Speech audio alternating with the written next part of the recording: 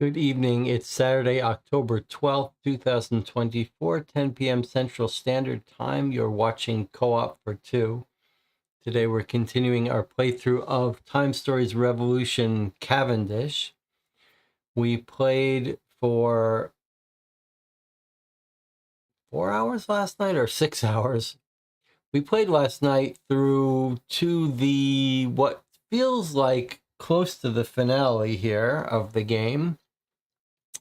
But we decided to break because we've got a couple locations still to visit and we didn't want to rush it.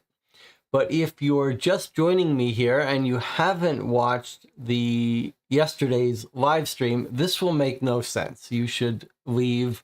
You can watch last night's stream and then come back and watch this one or wait for my review.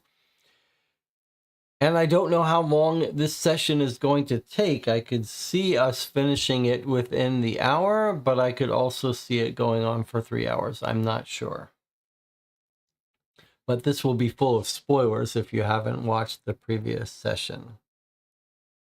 So before we get into all that, let's check in with the chat. Let's catch up. Let's talk about our plans and see if there's anything else we need to cover. I will do a recap of the game before we get started. You might wonder, why do I do these recaps when we just played it last night? Everyone here has already played it. But I think that doing the recap is useful, even if you're playing in one session. Any of these deductive, crime-solving mystery games, it behooves you to occasionally stop, take a break, recap what you know. Okay, before we get into all of that, let's just do a little bit of bookkeeping. Tomorrow, Sunday, will be our normal Dear Holmes play-by-mail game at 1 p.m. But it's possible, depending on how tonight's session goes, that there'll be some more time tomorrow to do a longer session. I haven't scheduled anything yet, but we could do the game behind me, Curious Jasper Park, or something else that focuses mostly on reading. I'm not sure.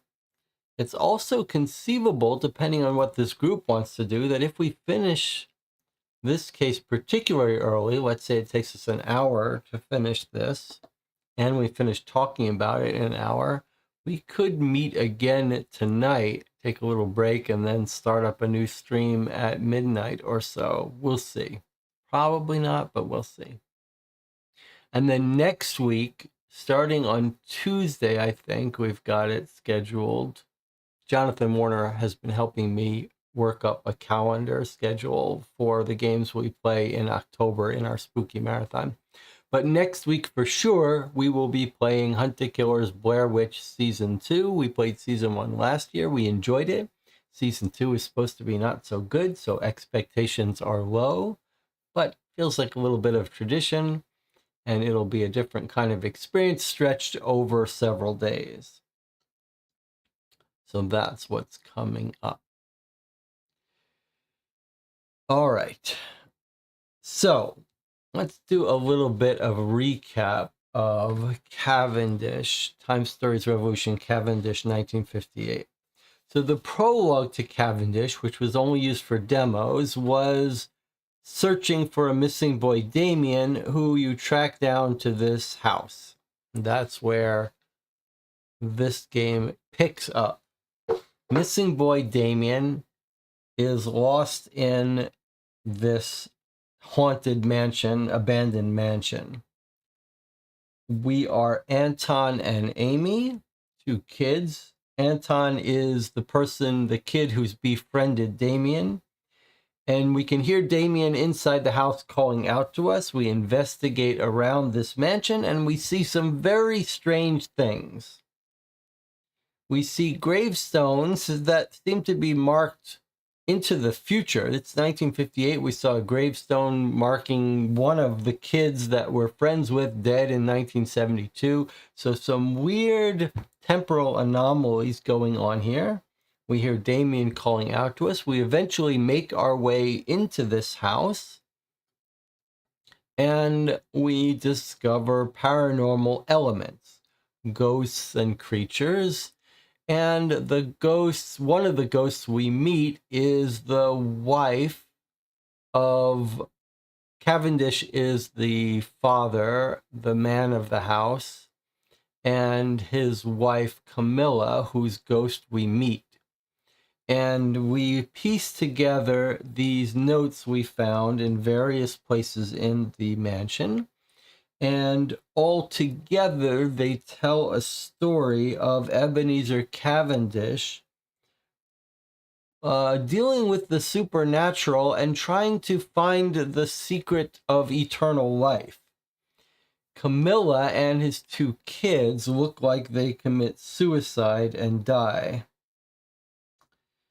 And Cavendish is at turns ecstatic about his discovery of eternal life elixir, but also heartbroken over the death of his wife and kids, and he seems to be sort of trying to bring them back to life or keep them in some flux state. At some point, there's two things happening. One is he's discovering this elixir of eternal life and dealing with supernatural rituals. But the other thing is he's captured some creature. And this is the creature, humanoid creature, praying at some altar. And he's found some special life force stone that is key to it all. And when we get into the house, Damien is possessed, wants us to join them, but he also comes to his senses and says, or apparently comes to his senses, and this is the interaction we had with Damien. Damien momentarily regains consciousness as if emerging from a nightmare and screams, "Watch out! The old man wants to lure you upstairs. Take the stone at the foot of the stairs. I stole it from Cavendish. The prisoner in the basement is looking for it. He scares me even more than the old man, but he can help you. Whatever happens, do not go into the playroom." All right, so we've got a friendly spirit, Camilla, seemingly friendly. We've got Damien, who's like a demon possessed, but when he came to his senses, he appears friendly. Tells us to give the stone to this creature who's been captured downstairs. And we hear from Ebenezer Cavendish's journal that he's captured this creature and it's the key to eternal life, etc. When we confront this creature, which is what happened at the end of our last stream, this is the interaction we got.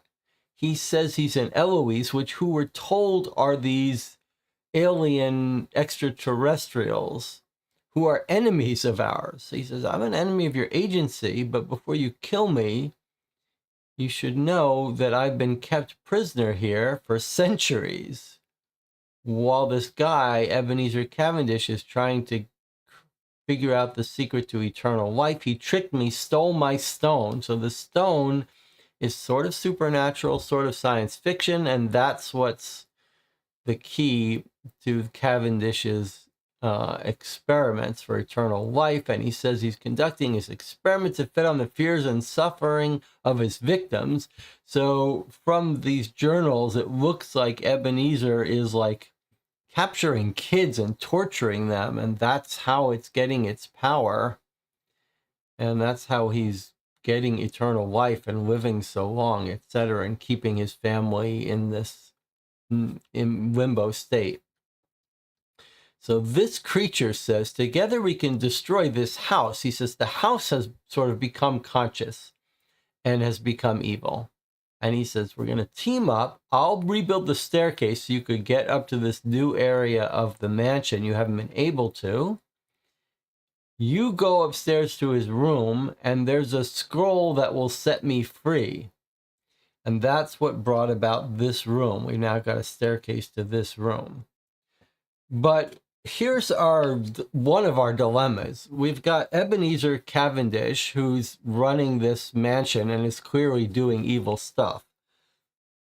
But we've got this creature who wants us to team up with him, but he's an enemy of our agency and we really don't know anything about him. We've got Camilla Cavendish, who from the start, with her little veil, seemed to be our friend. And I guess she probably is, but it's not 100% clear. And then Damien was sort of evil when he's possessed, but then he seems to be our friend. And I think the best guess is Damien's been lured into the house as one of the victims and is an innocent person. But it's not clear if Damien is a time traveler or just a kid. We don't really know.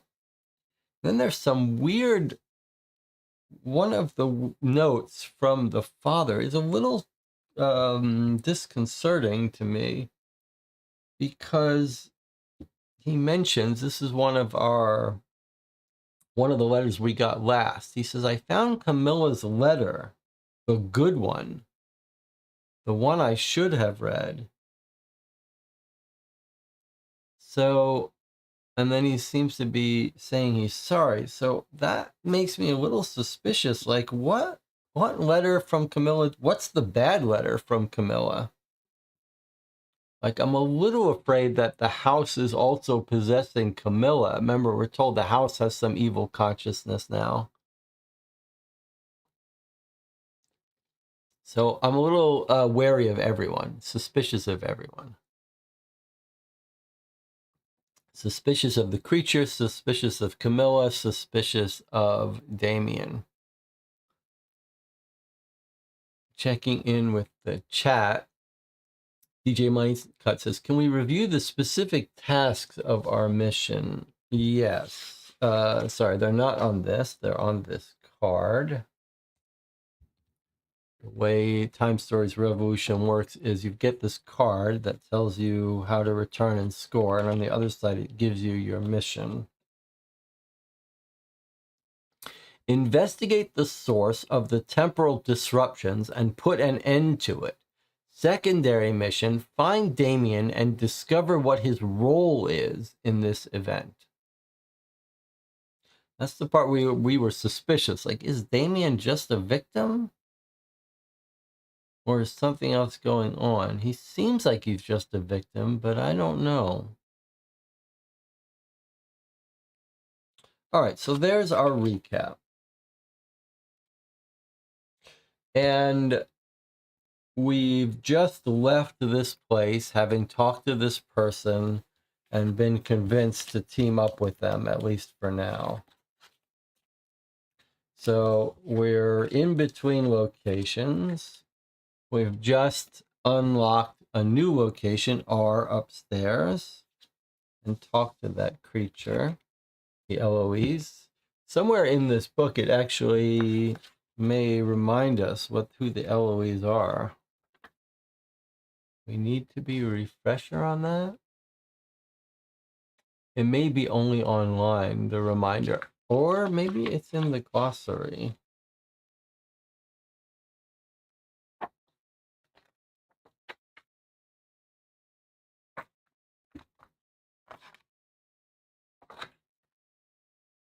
Let's see, glossary does not have an entry on them for some reason. All right. Anna says, the Eloise are the bad guys. They want to destroy our universe. That's why we teamed up with our former enemies, the Scions, against the Eloise.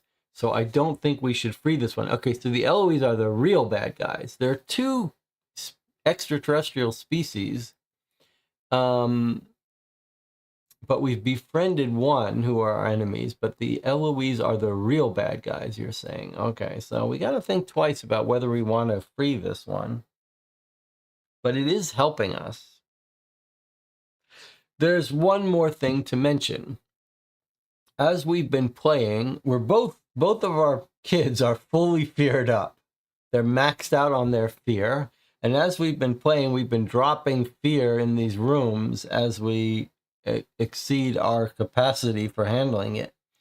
We don't know the rule for this. It's not been explained to us. Like, when we get to the final showdown, it's going to say something like, you have to deal with the fear, or if there's too much fear, you lose. We've put quite a bit of fear out, and we know these pentagram objects are helpful for us, but we don't know exactly how. So I suspect it's going to be something like compare the number of pentagrams to the number of fear, which we won't have defeated. We won't cover all the fear.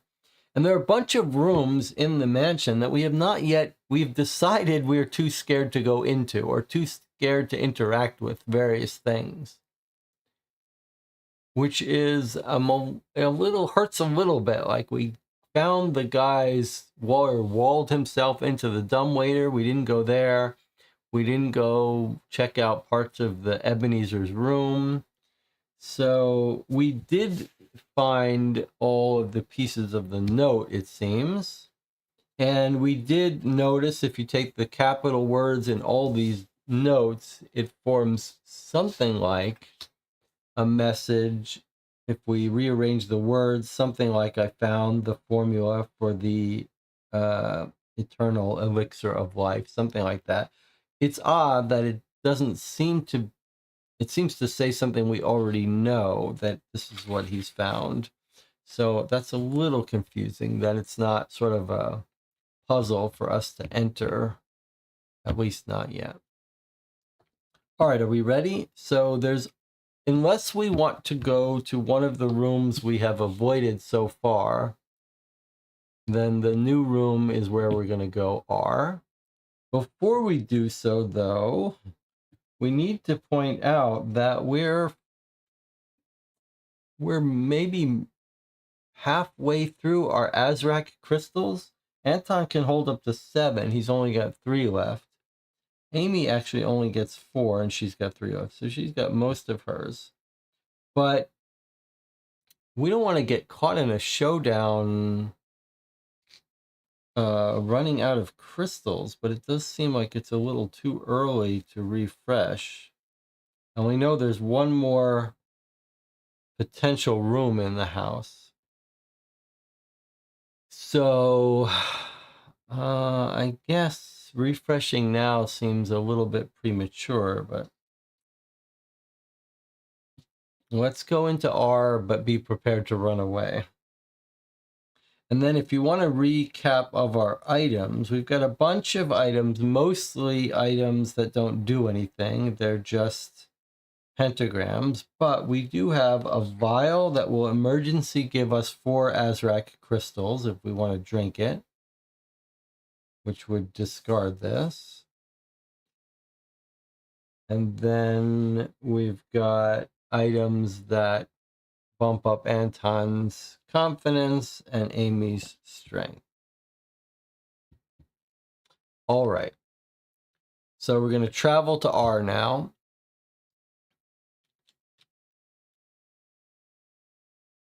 And I guess Amy will lead the way.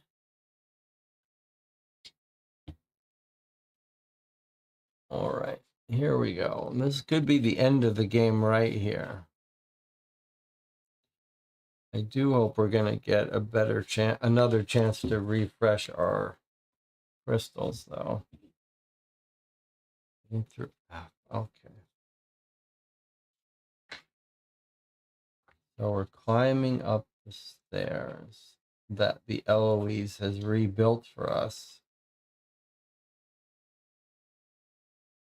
So it's like some astral reconstruction of the stairs with some scary looking dogs that we may have to fight.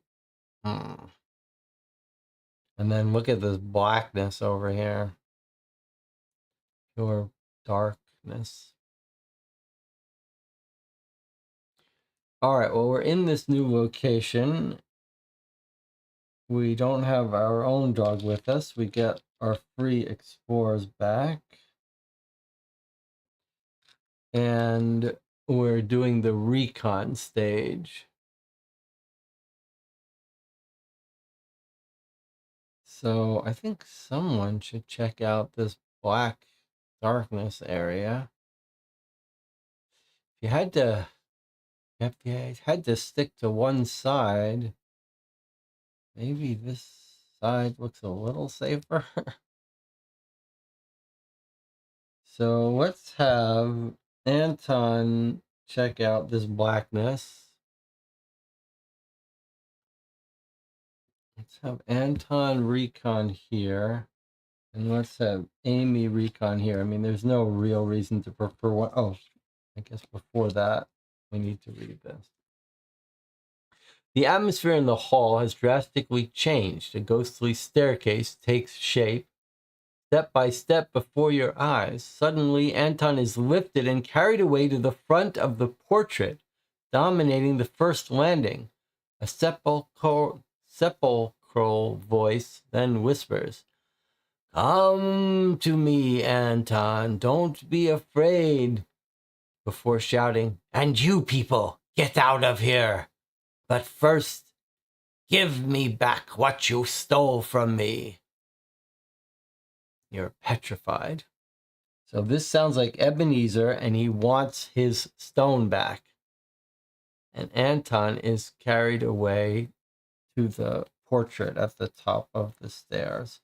Okay. Immediately read B aloud. Anton continues to levitate in front of the portrait, eyes bulging and mouth open wide. Some incredible unseen force throws the rest of the group down the stairs. Guttural growls are heard as the huge statues adorning the base of the ramp come to life. Oh boy, we're gonna have to fight those dogs.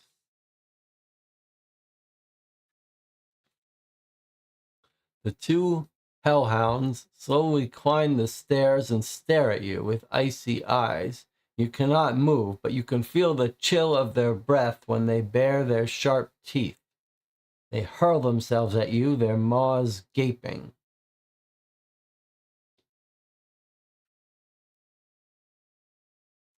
Instead of crashing into you, the hounds run right through you, somehow make you fall to the frozen ground.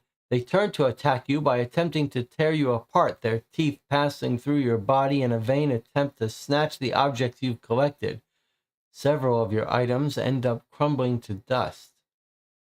Draw 2 destiny cards, resolving the first before drawing the second. For each card revealed, the group, excluding Anton, must remove as many items in their collective possession as the number indicated, ignoring the minus and the plus. These items must be pentagram. All other items remain in the player's possession. Well, it's too bad Anton wasn't holding everything. Okay.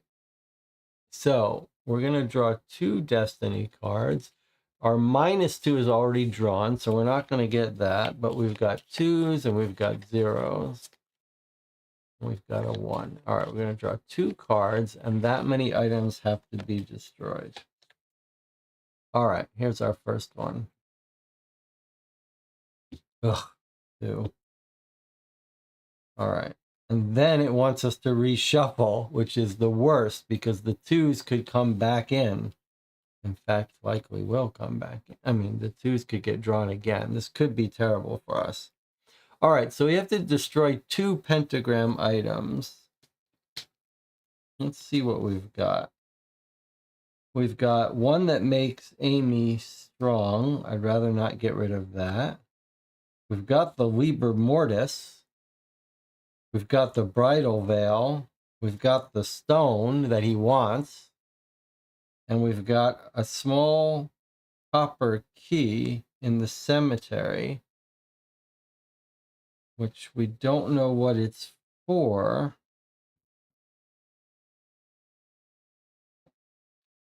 And we're certainly not gonna destroy the vial that we're gonna drink out of. All right, we gotta do 2 of these. Doesn't seem like we should do the emerald. All right, let's do the veil. We don't care about that. Let's get rid of the veil. And Let's maybe get rid of the Liber Mortis or the key. Feels like the Liber Mortis is not for us. So maybe we can get rid of that. I don't think we have use of this key either. I think we used this key to get into the kitchen, but I'm not sure. So I'd be inclined to keep it. Whereas this one, I don't think we want to mess with. Jonathan, you think we should get rid of the key instead of the Liber Mortis? I guess the key, we'll always be able to break our way in. All right, I'll get rid of these two. All right, so these are discarded. But now is going to be the much harder part. Now we're going to have to shuffle these in, and we might have to destroy two more.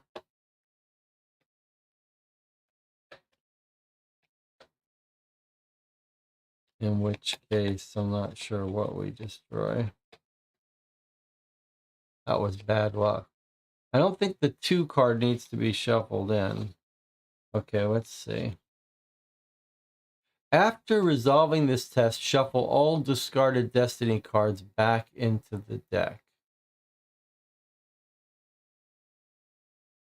I think the 2 is the card that makes you reshuffle. So it has to go back in. It's the only card that does.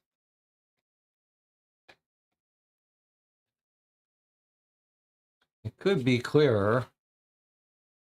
It could be clearer, but the whole idea is that there always has to be a 2 in there so that you can draw it and reshuffle. Otherwise, you wouldn't reshuffle. Okay, here we go. Really? Really? 4 cards? All right. Well, the only upside of that, it's pretty terrible. The only upside is now that now we know the -2 is gone from our deck. But boy, you couldn't have done too much worse than that. So that's pretty rough. I mean, the Liber Mortis has to go because we have no use for that. But I don't see how we can give them this, let this stone disintegrate. Feels like we might have use for that. And this is what gives us extra crystals in an emergency. Do we really dare give up strength? I think we do. I think let the bone disintegrate and drop down in strength. That's oh, it can't be the bone. Can't be the bone because that's not a pentagram, but it could be the scissors. Well, I think this is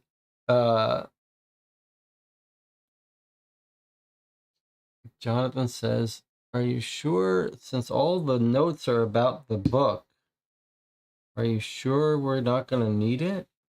I'm not sure. I'm not sure. You want to keep this just in case? Then we have to get rid of this thing.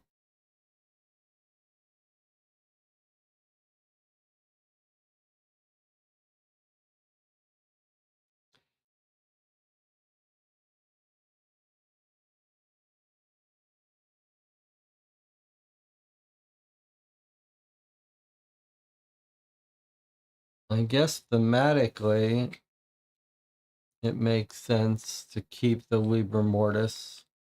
I suspect we won't have use for it. I suppose this...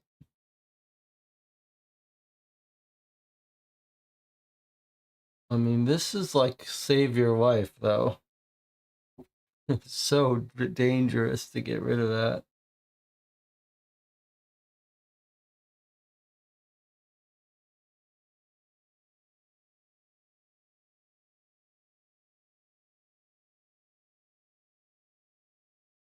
Wow. 4 items, that's just deadly.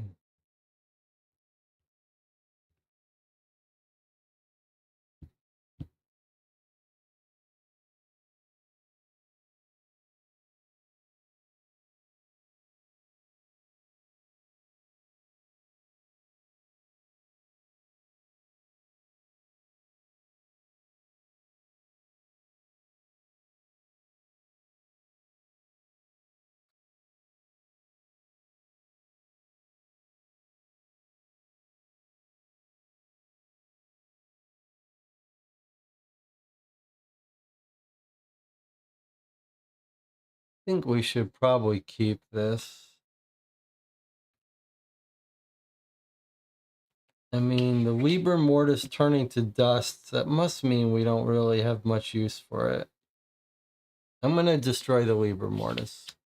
I think this one is more important for us in an emergency. I don't think this is going to be used, so I'm going to get rid of it. We're not able to open it. It holds... On the other hand, it does say it holds crucial importance.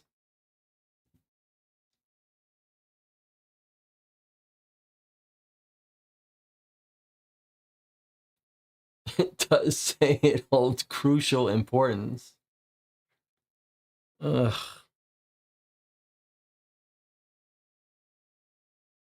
It holds crucial importance, huh?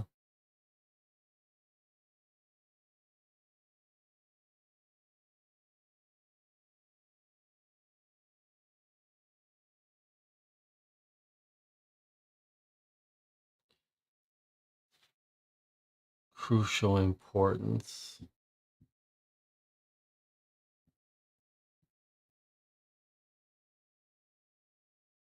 It's hard to get rid of something that says it holds crucial importance, isn't it? All right, maybe we got to hold on to this because of its crucial importance. All right, we'll get rid of this. It could mean the death of us, though. I'm going to be pissed off if this book doesn't come into play, but I'll be more angry if we get rid of it and we need it.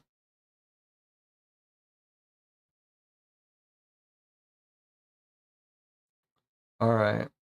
We'll just have to do an emergency update. Emergency update is the same as this. All right. These are gone. That's rough. That was rough. Okay, so they turned to dust.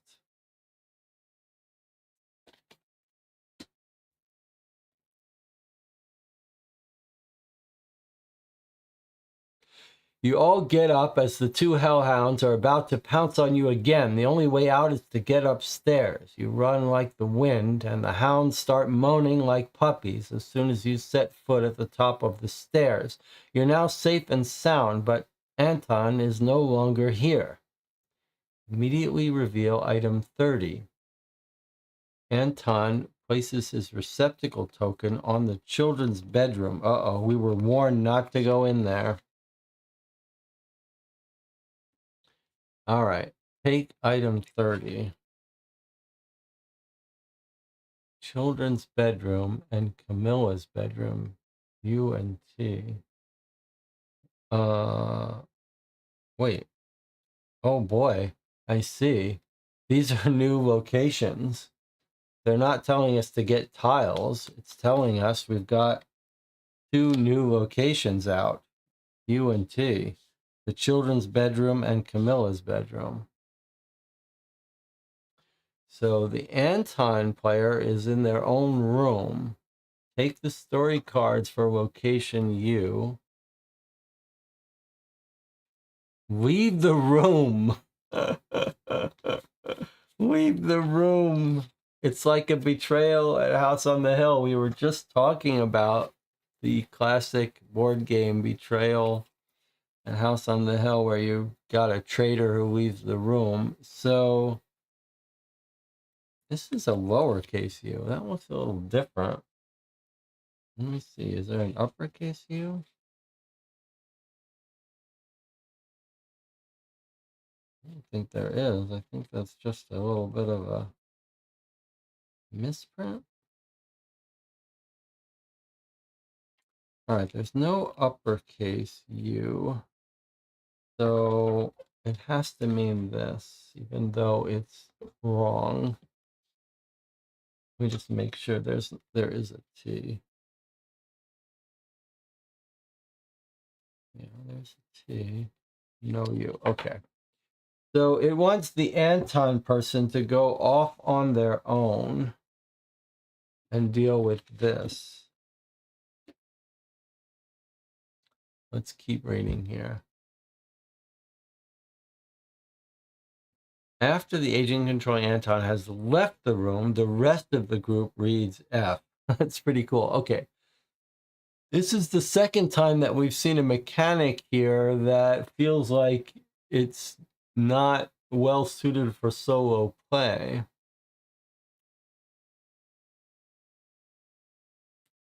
But we have seen that the cards tend to say, here's the exception for solo play, but it doesn't say it yet. So I guess it wants us to read this now secretly, but they're not allowed to do anything. So let's read this without having read you. The second floor consists of a corridor bathed in a bluish mist. Two doors open into bedrooms. You make out Anton's silhouette going into one of them, but the door slams shut behind him. Following the standard procedure, you must visit location T after an agent of your choice who becomes the new time captain has placed one Azrak there. The chosen agent becomes the new time captain. Okay, so we're done with this location. And we're going to go into location T. So we see two rooms here. Anton gets sucked into U, and we're going into T.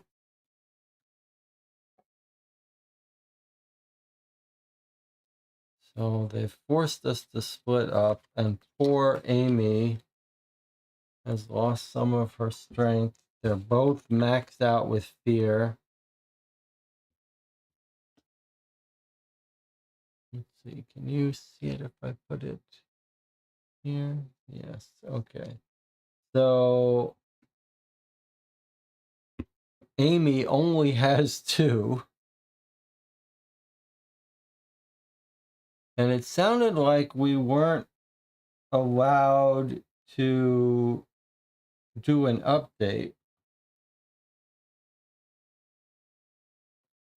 All right, we'll have to do some emergency updates. So Amy, it tells us we must go into T. So we're putting a T and exploring location T. Which is Camilla's bedroom.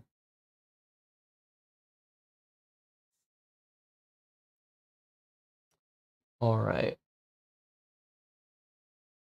But she's on her last thing. We should have maybe refreshed. Well, who knew? And then let's read this, and then we'll read what Anton sees. The exploration rules are different for this location. Scoring new cards is free after the recon step. The scent of the roses and the soft melody from a musical box provide the coziness the rest of the mansion lacks. Don't be afraid. Come in. I'm Camilla. Camilla Cavendish. Glad to finally be able to meet you. Okay, so, and all of her things are free. And now Anton, who's a player in a separate room, reads this. Now that you are alone, spread out the panorama in front of you. You don't need to spend Azrak to look at cards for this location, but you must put back the one you are reading before exploring a new one, and you must read at least one. After you have finished exploring this location, join the rest of the group. You cannot interact with them until the next between locations phase.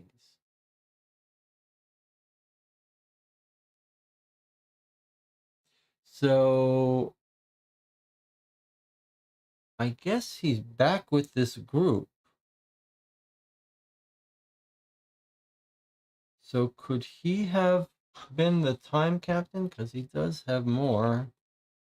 Let's see. Let me just reread this part.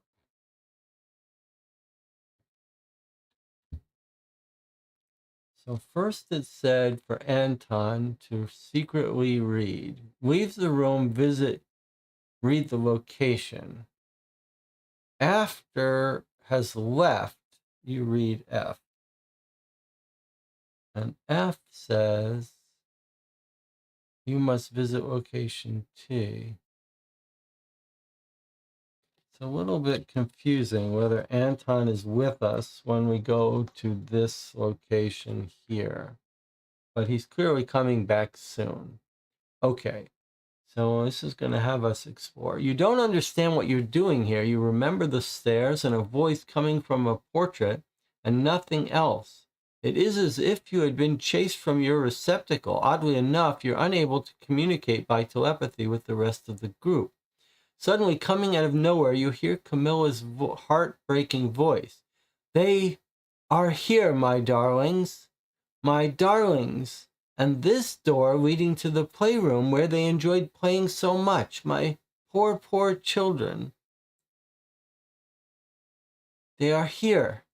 My darlings, and this door leading to the playroom where they enjoyed playing so much. My poor, poor children. All right, so Anton has his own special place. He can investigate the children's room, children's bedroom, which is here. Okay, so only Anton is here.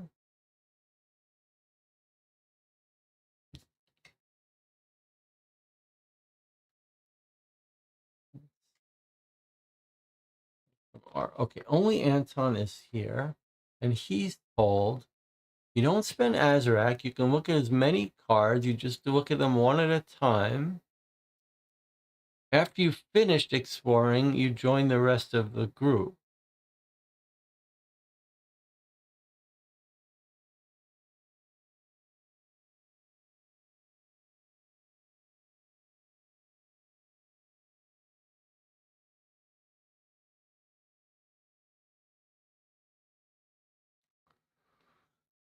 Okay. So we were warned by the creature, don't go into the playroom. So this is the children's bedroom. There's the children. I'm thinking that this is the playroom they're talking about, right? And she's saying the door leading to the playroom where they enjoyed playing so much. So it feels like we shouldn't go into the playroom.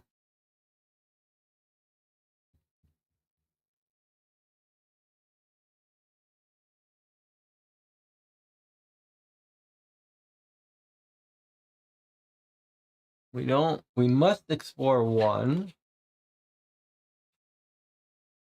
I think we should talk to the, so I guess what the game is trying to say is this could be happening simultaneously. Like this player would be in their own room playing this as long as they want. And whenever they want to come back, they come back. It's not like a turn system. So we're just going to have Amy hang out here, hang out with the mother until Anton is finished, and then Anton will join us. All right, so where do we want Anton to go? Certainly not into the playroom, but I wonder if he shouldn't talk to the daughter and see if we can get a doll or something from her that will help us. So let's go visit the daughter.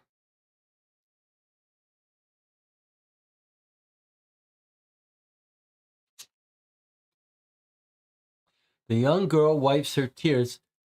Good evening, Anton. Damien is waiting for you in the playroom. Hurry up, he's so sad without you.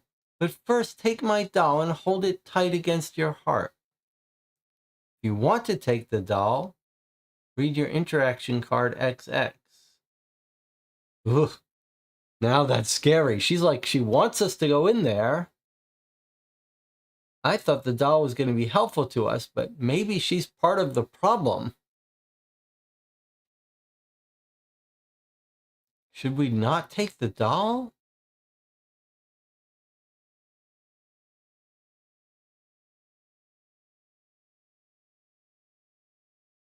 These kids are scary.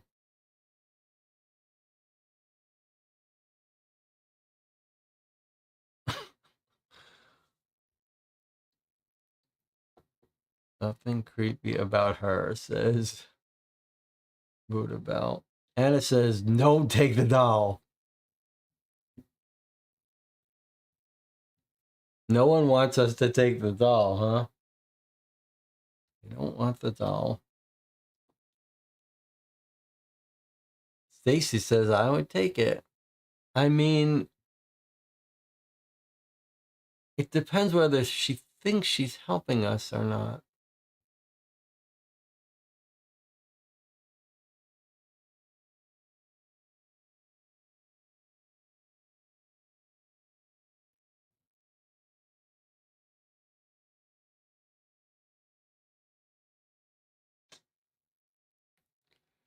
I mean, I'm inclined to take it and see. Let's see. Why don't we not take it first? Let's go talk to the boy. He looks sick. He looks sickly. But I think it's safe to talk to him. Oh, dear God. As you get closer, the wave-faced child in the bed stares at you and screams out of fear, "You're dead! You're dead! You're dead!" Oh, that's scary. That is terrifying. All right, I'll put him back. All right, we're not going into the playroom, but I wonder if we should take this doll.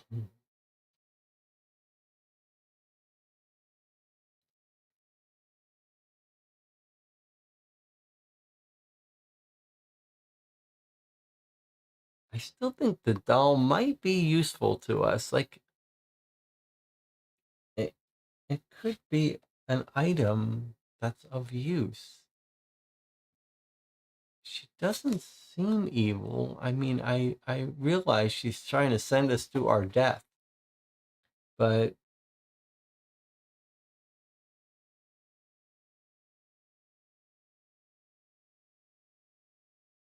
hold it tight against your heart.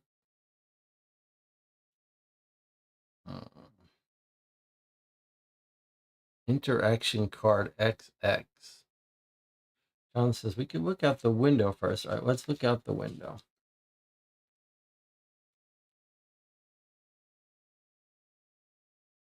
You step onto the balcony. An opening takes shape in the bluish mist, from which comes a deep voice. Your place is with Damien. Go back to the bedroom. Okay, never mind. Not much of a view out there. All right, well, logically, this girl's trying to send us to our death. So maybe we don't accept gifts from her. On the other hand, we take that doll, we could use it. Maybe that doll is going to give us something to beat the house with, as long as we don't go in the room. I think the doll's got to be not evil, because if it was evil, we wouldn't follow her into the bedroom. So in order for the game to trick us, the doll has to not be bad.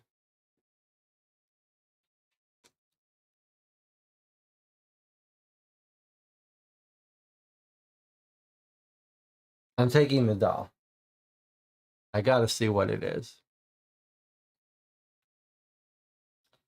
Jonathan says dolls are evil in horror stories.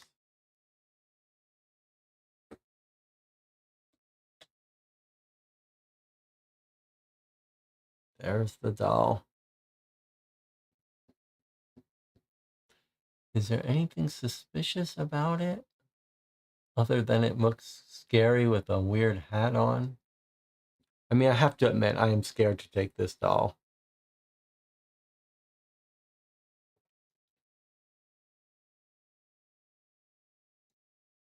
All right, let's have a vote. I'm not sure now. Maybe we shouldn't take that doll.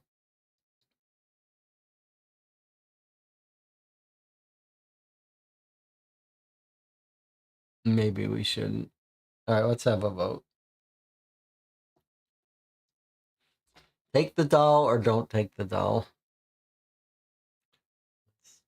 Let's keep what she says visible.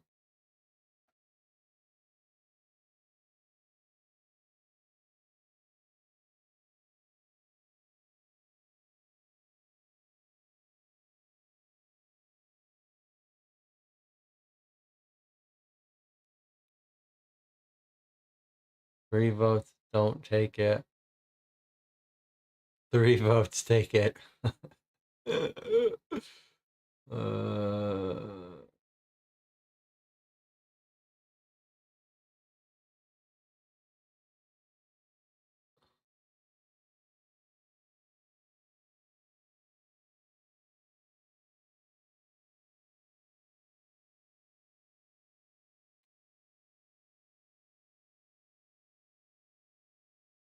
4 votes, don't take it. 3 votes, take it.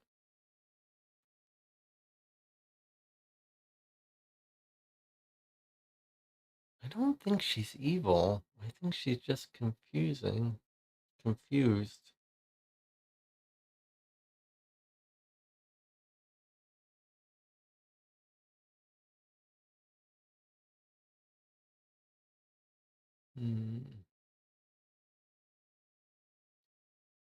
4. No, 4 votes no, 3 votes yes.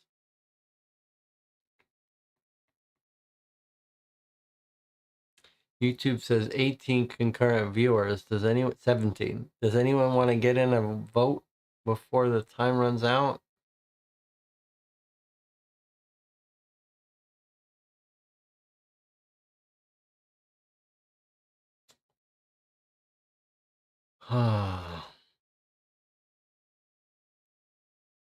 Anton's like, well, maybe I want your doll.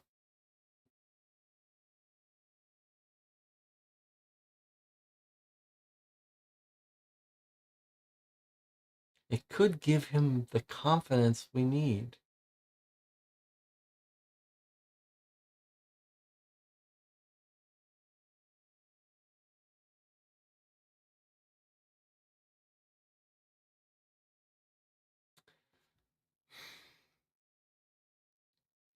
All right, we can stop the vote. 4-3 says don't take it. Who are the framed people in the photograph? That's gonna be the family, but we're gonna read that in a second. All right, we lost so many items. I think we have. I'm going to use my prerogative to do it because we've lost so many items. Here we go. A doll. The doll puts your mind at ease. As long as you have it with you, it cancels your snap recall. All right. So my decision was a wise one. With this doll, it's canceling our fear of failure. So we don't have to worry about failing a test and taking fear. So it was smart to take that doll. I was right that this girl wasn't super evil. But if we go in the playroom, that'll be the end of us. All right, so we've explored all the places except the playroom. And now it's time to leave. We're not going in that playroom. We are not going to go in that playroom. All right, but the doll did help us. All right, so the rule says when we're ready, we can rejoin the group. All right, so if you were playing with another player, We're all agreed not to go in the playroom, right? I mean, that's a done deal. All right, so we leave. If we were playing with multiplayer, we would now rejoin the group and say, I can't tell you what I saw, but it was scary. All right, and now Anton is back with the group in this location, which is Camilla's bedroom. By all signs, Camilla is not a bad person. Although I'm a little scared that the house is controlling her, to be honest. I don't fully trust her. And her bedroom looks like it needs a cleaning. Scent of the roses. Soft melody from a musical box. So there's the musical box right there with the dancing ballerina. Glad to be able to meet you, she says. I'm suspicious that it's really Camilla, but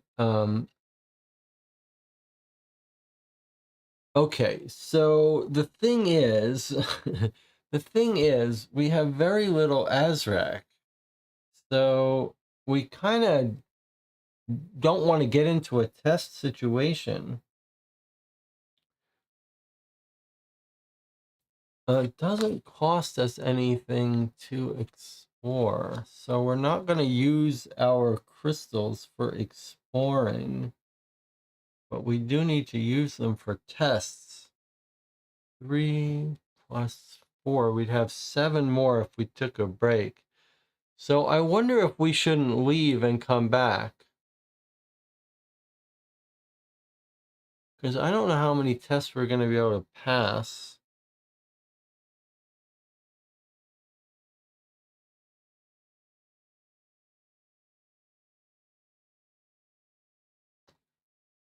I think we should leave and come back with full strength.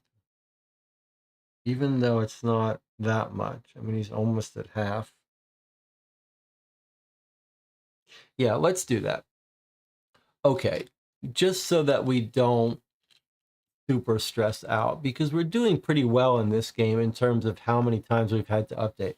All right, so the game doesn't say we're not allowed to leave, so we're going to leave. We're going to meet outside this room and do a system update. So we take one of these crystals and put it here to pay for the update. And then Anton fills back up to his 7. And Amy fills back up to her 4. And we still have some spare. Okay, we regrouped. We've re-updated. Unfortunately, we're still maxed out on fear. But now we have Azrak. We go back into this room. All right, now we had some roses in the garden greenhouse, yes, and we didn't pick them. Let's check out this music box. I'm very curious about it.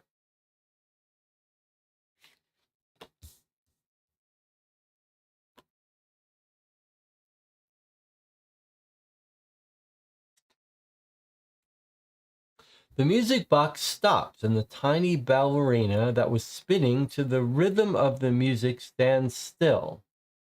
So we should have declared who was doing this, because this could have hurt them. Okay. If you have item 16, you can wind up the mechanism to listen again to the melody. This is probably the key that we lost. Yep. So the key would have let us wind up the box to listen to the melody. That's a real shame.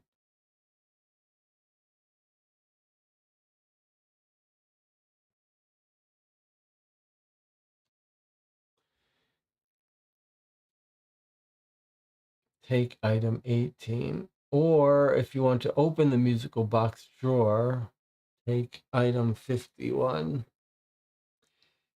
I mean, this is where you're going to get into some people who don't. I would be inclined for it to let us use that key. Like, let's just pretend we took a mold of it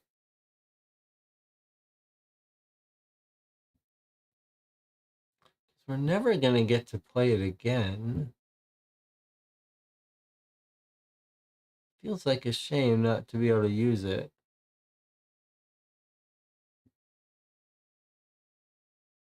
I know Jonathan would let me mold the key. I don't know how everyone else feels about that kind of cheating.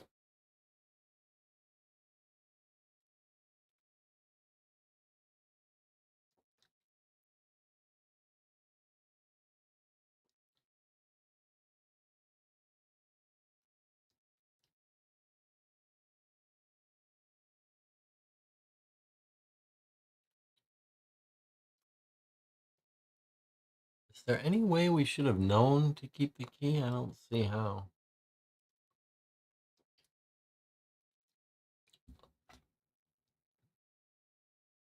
Stacy says, I still don't think you had to reshuffle. Use the key. All right, we're going to use the key.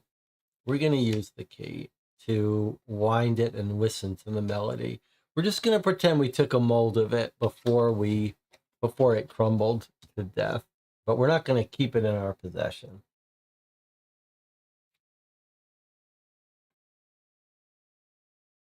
Who knows? It could be worse. This could be a punishment. Okay. After winding the musical box, the little dancer starts slowly turning to the rhythm of the music. You know this melody. These are the first notes of Chopin's Etude Op. 10, number 3, the only piece of classical music you know. The melody warms your heart. It's a +2 confidence. It's a non-swappable item. So that's going to be Amy's, because she had the key, and it just gave her +2 confidence. That's pretty good. All right, now do we want to open the musical box drawer by paying a crystal? It seems like we probably do.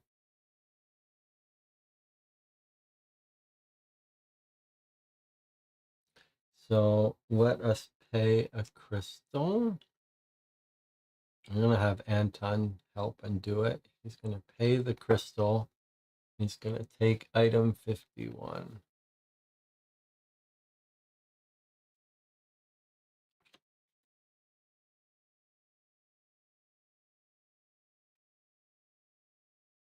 The note, my dear husband, you haven't been listening to my warning.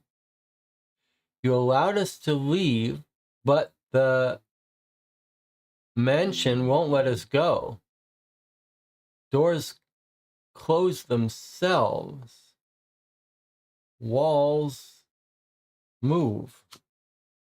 Let me zoom on this so I can see it better. The mansion won't let us go.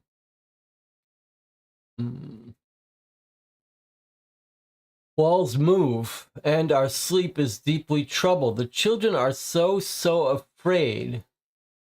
I'm going to try once again to leave. Through the balcony this time. That's when she got killed. Please protect us if you can. I want to live free with our children away from this place. I hope you'll find this letter and you'll follow us to Boston. We have no choice. We must leave. With truly eternal love, Camilla. Okay, well, he does. This is the note he told us he found, and he realizes he's treated them badly and made a mistake. But she says we're going to try to leave out the balcony. And remember that there's the balcony right there. Remember, though, from our newspaper articles that they committed suicide off the balcony.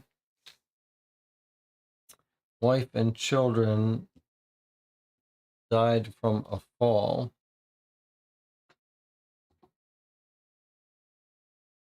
from balcony. So it seems to me that we should not go to the balcony. What do you think about that? I think if we go to the balcony, it's likely we may have a test and fall off. So I don't think we should go there.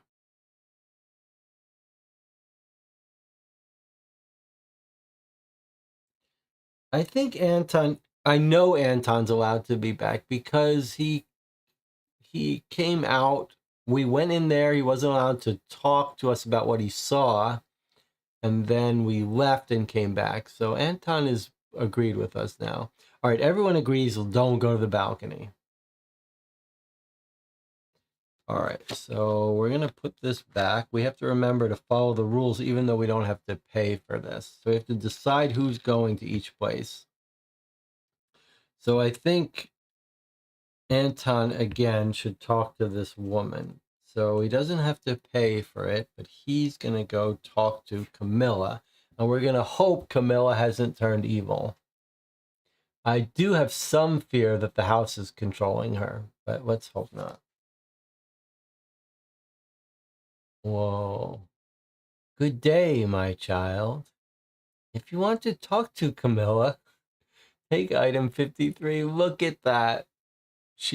But you might look at that and say she's evil, but that's not, I think, what's happening.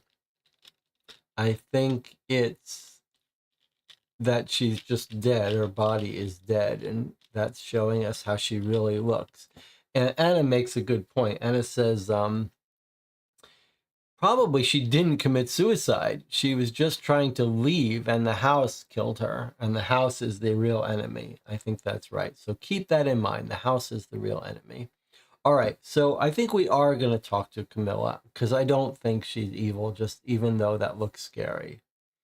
So item 53 is going to be talking to Camilla. I don't think we have Camilla to fear. We just have the house to fear. All right, let's see what item 53 is. The being with the voice that kept you company from the beginning manifests itself before you. I met Ebenezer in 1845. I knew he was older than me, but not to that extent. I discovered one day he was born in 1754. He gradually sank into madness, trying at all costs to delay his death by carrying out horrible experiments. I beg you, kill my husband, and by doing so, free us. Here, take this mirror. It will allow you to find your friend. Use it in my bathroom. Take item 55. So by our friend, she must mean Damien. Okay, here's what she's giving us. A hand mirror.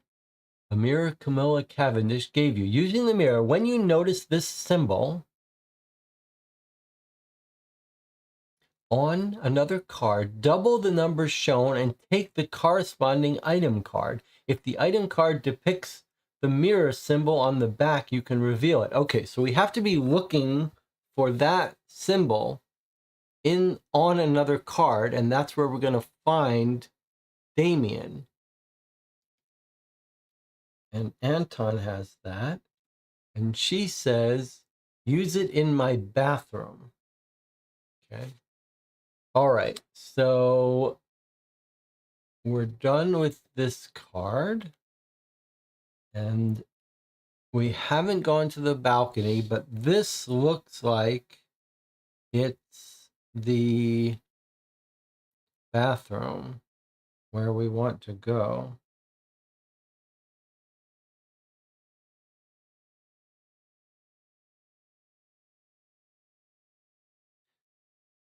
I wonder if we should. Well, we can have Anton give her the mirror for one, but I guess you don't need the mirror. All right. Well, we're gonna have to go here. This is the only place to go. There's no other room we know about.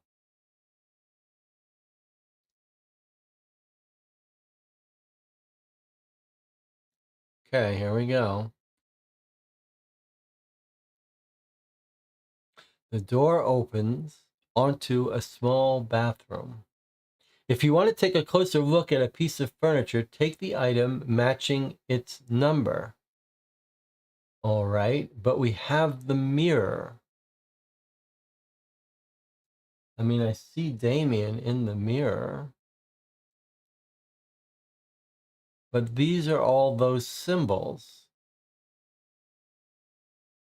So the rule says When you notice that symbol, double the number and take the corresponding item card. If the item card depicts the mirror, you can reveal it. So we could use that on each of these.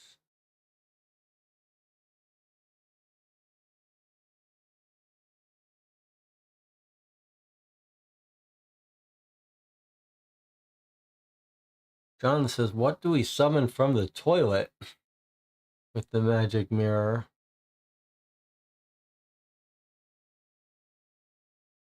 The sink looks like it's full of guts. This is a little confusing. I mean, do we just do the obvious thing and pick the mirror? And double it? And I guess so, right?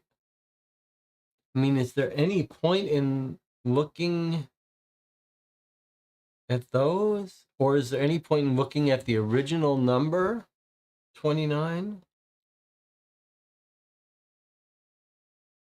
Or should we just double the mirror and go right for what looks like Damien? It's very strange. There's a figure emerging from the mirror in the bathroom. Yes, I know. That's my point. We can see Damien is in here. It seems very obvious. I don't think we have seen the doubling symbol yet. Oh, yes, we have. These are all the symbols. Look, when you notice this symbol on another card, that's all that symbol. These are all those. These are all these symbols. So we could double all of them.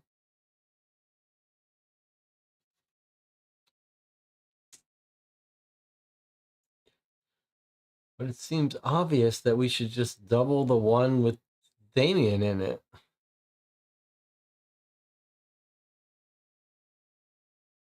But are we going to have to fight for him?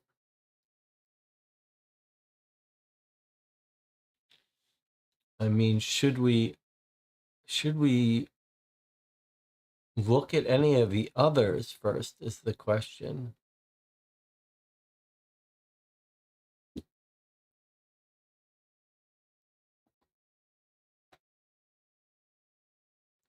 So it says when you see that symbol, which is what these are, double the number shown, take the corresponding item. So it feels like we should just do it in the mirror. The toilet and the sink looks like they'll probably just scare us. All right, let's do the logical thing. It's just a little obvious with this boy's face in here. So let's just do the obvious right thing and double this. So that would be 58. So we're going to use the mirror to double the mirror and get 58. 58 does show a mirror on it. You might ask, could we do something similar with the other places? But let's just not do it for now. Let's see what 58 gives us. You point the hand mirror to the looking glass. The reflections create a bluish aura that connects the two objects. Damien slowly extends a shaking hand, which passes through the mirror. If you want to grab Damien's hand and pull him, take one fear, then take item 42. All right, so we've now found Damien. I'm a little concerned that he's in the playroom and he's going to pull us right into there.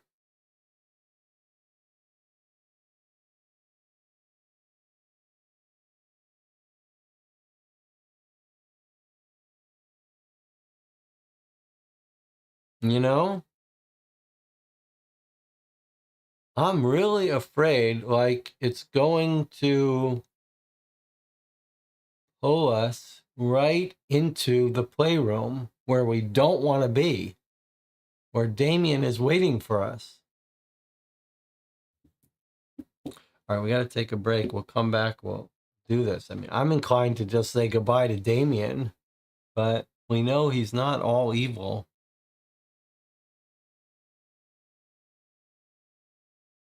We don't have anywhere else to go, actually, do we?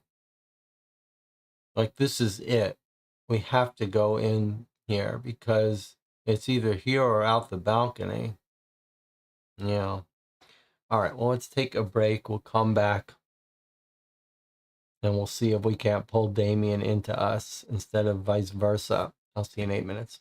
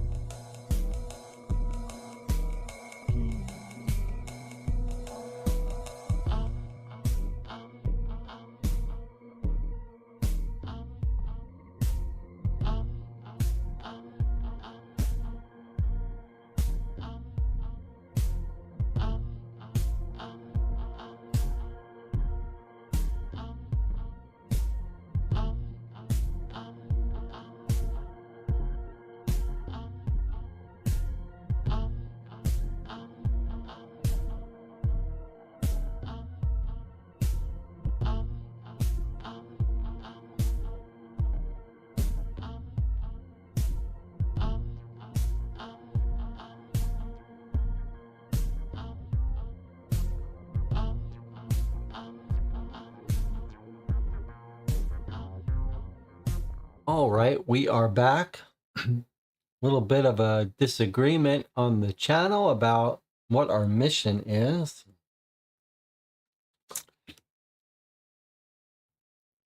Anna says, this is our mission, save Damien. His kidnapping caused this disturbance in the time-space continuum. DJ Moneycut says, we can check. I thought it said we had to find him. I said, DJ Moneycut says, finding Damien is one of our directive. I said, no, our objective is to understand his role. Okay, so technically,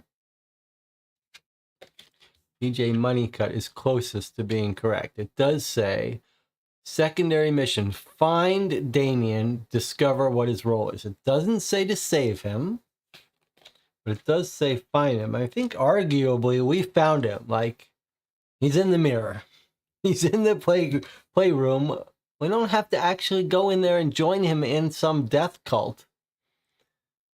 But as Jonathan reminds us, there's nothing else for us to do.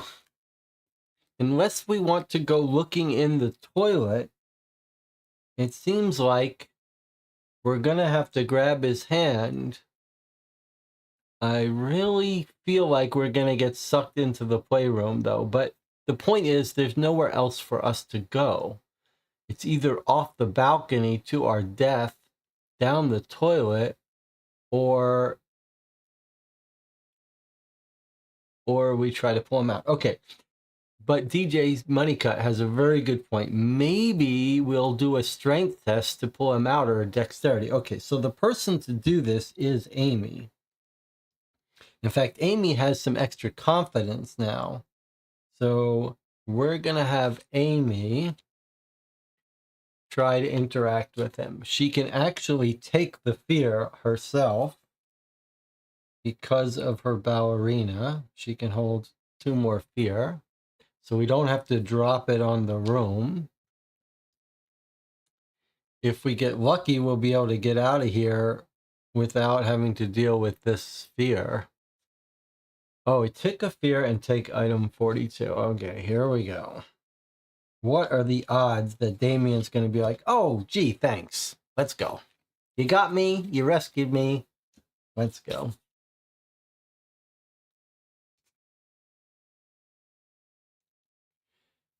You have found Damien. He's very weak. Thank you. Don't know how I ended up here.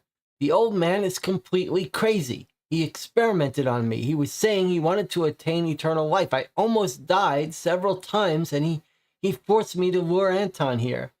He was supposed to take my place. I'm sorry. He forced me. You hold Damien and help him walk, draining some of your energy. Remove this card if you want to leave Damien to his fate. Oh boy, leave him to his fate. So he's actually reduced our strength by 1. Not what we were hoping, but we do have Damien. The sad thing is we lost our scissors, which were giving us +1 strength, and in exchange we got Damien, who's -1 strength. So now we're back down to our baseline of 2. Pretty bad. However, even stranger is, where do we go? I really wish we hadn't grabbed Damien before this showdown, because I feel like we're going to have a fight now. We could have picked him up on our way out of this house. So we could go into the playroom in U, but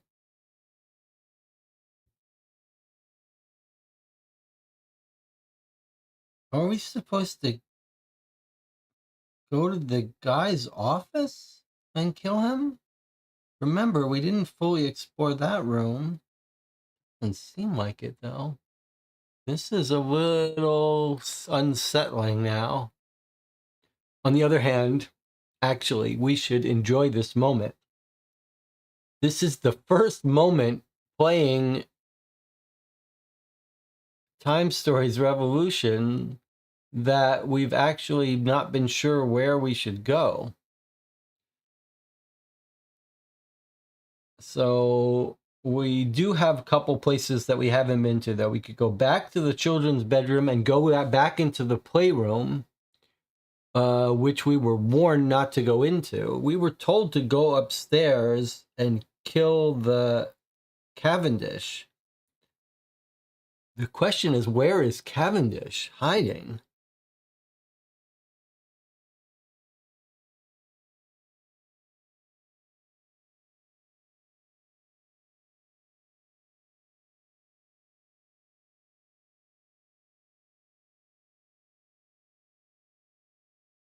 Where is Cavendish hiding? I mean, we haven't looked in the toilet. We haven't looked in the sink. Those don't feel like healthy things to do.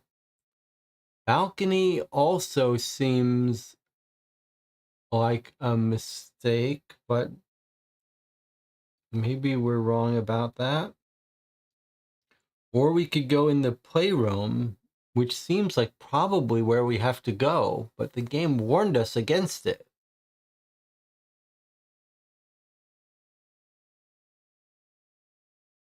So I don't know what to do here. John says, I'd rather try the balcony before the playroom. Boy, this is going to be pretty painful if we end up exploring all these places that hurt us that we knew not to go to. What about the girl in the chair? That's the woman. That's the mother. She gave us the mirror.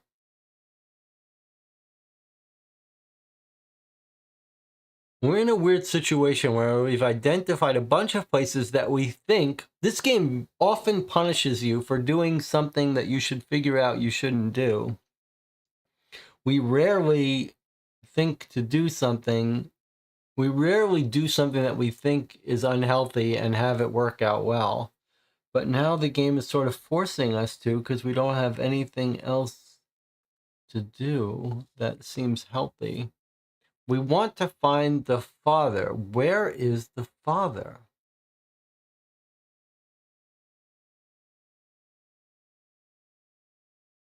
The sink is full of guts. That can't be good. And the toilet is 100 years old. That can't be good either. And the balcony is where she met her death. How can that be good?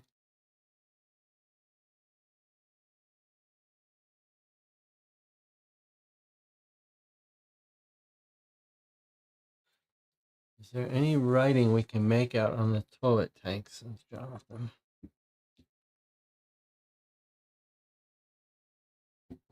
Not really.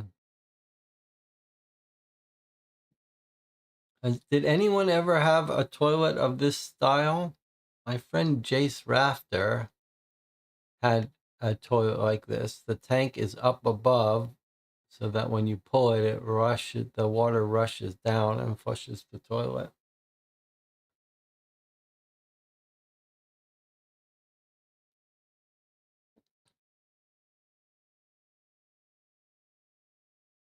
I mean, the sink is full of guts. That can't be good.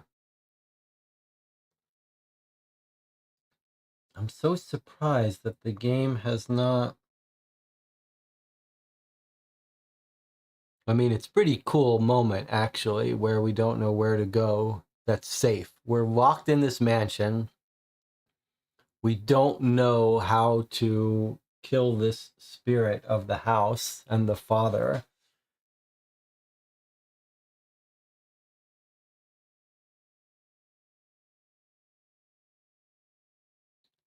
It's actually a pretty cool moment. Where do we go to solve this problem?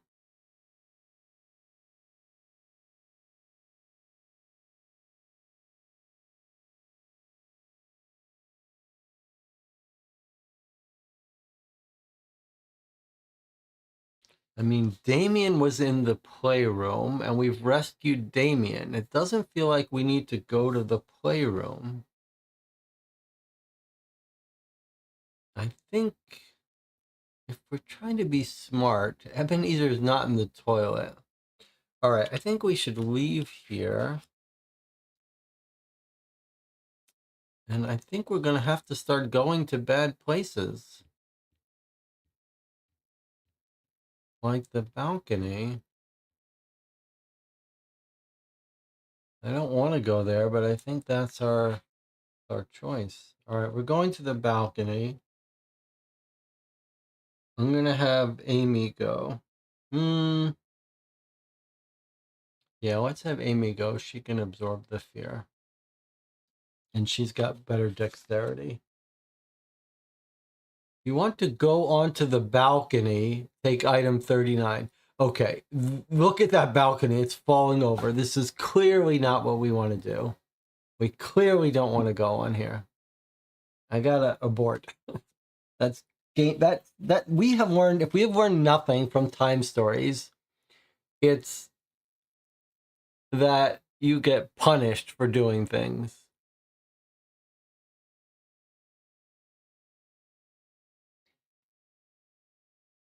Stacy says, go to the playroom.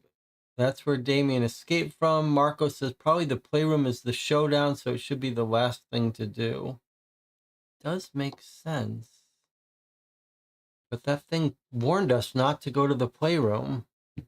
I was really hoping we could have a confrontation without going there. Okay, I'm not stepping onto that balcony. That is how the mother died.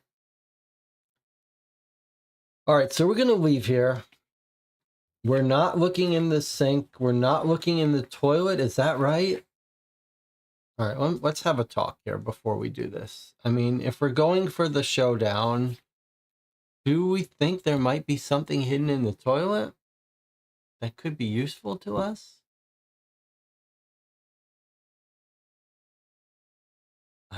That seems like it's just going to fill us with fear. Isara says, did anyone see it? And Dispaminite is saying, is it weird I want to step on the balcony?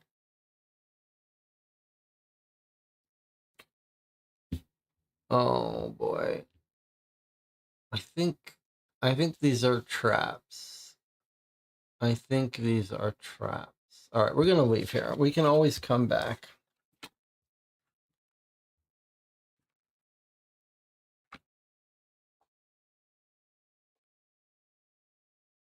All right, so we're going back into the room that Anton got sucked into.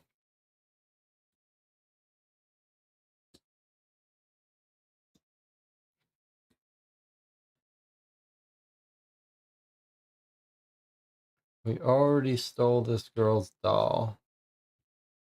We tried to go here, right? And it told us turn back around. All right. Are we really going into this playroom? I guess we are. I mean, we've got Damien, but what else can we do?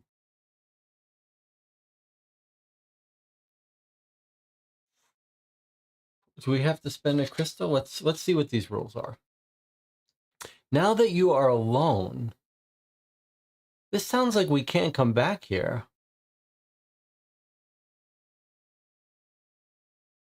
That's weird, isn't it?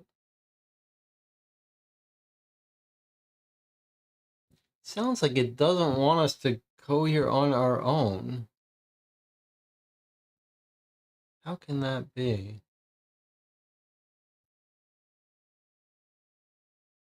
Have we broken something with this game?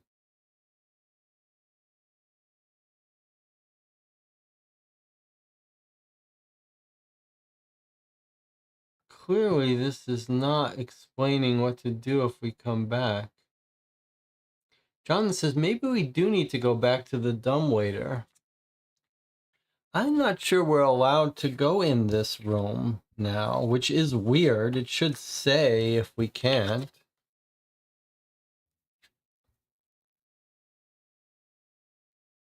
Well, we're going to leave ourselves the option to go back in there later if we run out. This is where U and T are. That's where this room is. It's sort of floating in time, I guess. Rules are not very clear about this. Don says, maybe we do need to go back to the dumbwaiter. He did say it was upstairs, though, but maybe it... All right, so we're going to go back to the dumbwaiter room. Very weird situation we found ourselves in. Feels like maybe something broke. But we're going to try the dumbwaiter because that's just something we wanted to check out. So the dumbwaiter was in the kitchen. So we're going to go back to location P.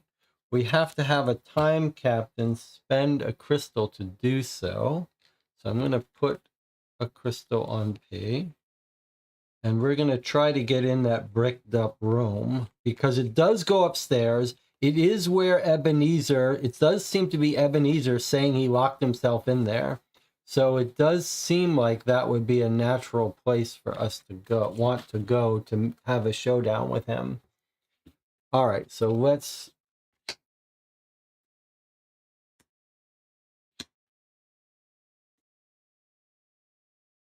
This would be pretty cool. I mean, I am enjoying this moment where we don't know quite what to do to have a showdown with the house and with the father. Okay, so if you'll remember, did we ever, I can't remember if we ever looked in the refrigerator. I'm not sure that we did, but we did look in here. So we're going to use our free recon to go here. And we got that note, and then we examined the wall, I believe. I believe we did examine the wall.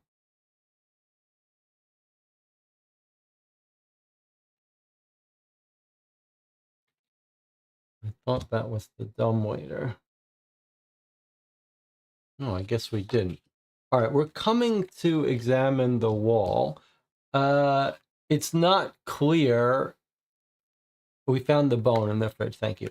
It's not clear if we should be paying for this again. It's surprising how poor the... I shouldn't say the rule book is poor, but it's surprising how many issues come up in time stories where the rules don't explain it. So now that we've come back here to do this again, it's not clear whether we should pay for this. It feels like it's a little bit of a hack to come back here and not pay for it. But on the other hand, we had to pay to come back here. So I'm going to treat this as a free. And so here we're going to look at the wall, which we didn't do before. We just knew the note. Well, let's see. The note said it was a dumbwaiter. Let's take a look at that note so we know what we're up against. Mrs. Palmcall, I am locking myself in my bedroom as of today. I'm committing myself to this prison. The serving hatch is permanently walled. From now on, I will have no contact whatsoever with the world. Thank you for everything you have done in this house. Leave now before it's too late. So this is where we should go. It is pretty cool that we didn't try to go up there earlier. Okay, Marco says, I do think we have to spend the crystal because we've already done this. So if we want to do this, we have to spend a crystal. All right, so I am going to spend the crystal. As you say, we already cheated a little bit. Let's not make it worse. All right, here's item 49. Part of the wall sounds hollow. You're trying to find an opening, running your fingers in the gaps when a brick falls at your feet. A bluish mist with an intoxicating scent floods in. You feel yourself leaving your receptacle. You regain your senses when you hear the dull crash of a huge pot falling to the floor, followed by the cook swearing. You replace the brick as quickly as you can. What?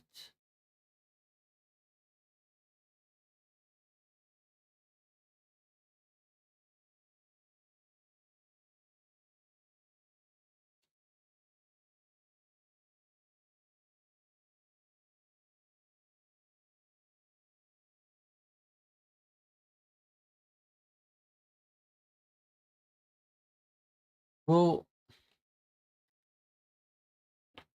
what are we supposed to do now? How strange.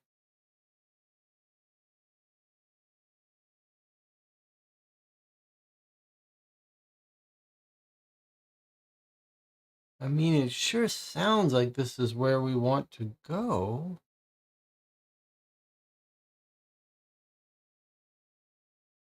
But this doesn't let us go anywhere.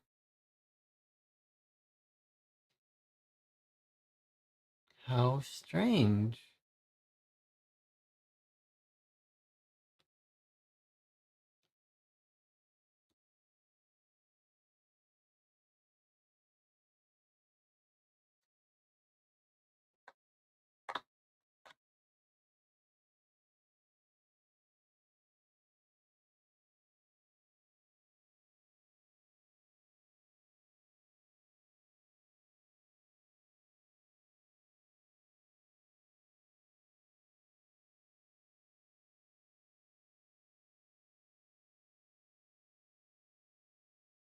How strange.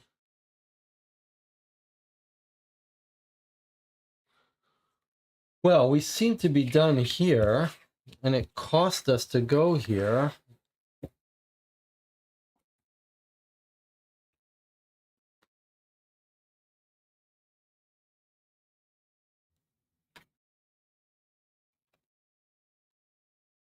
I mean, we still have his office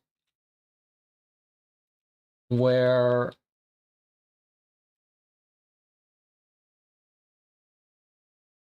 DJ Moneycut says, the game can't allow us to get to the finale too soon, so I think it has to be something in UT or the playroom.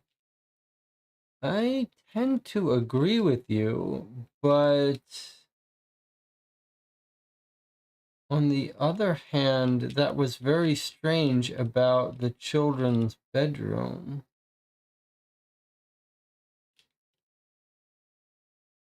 I'm not sure we're allowed to go in there.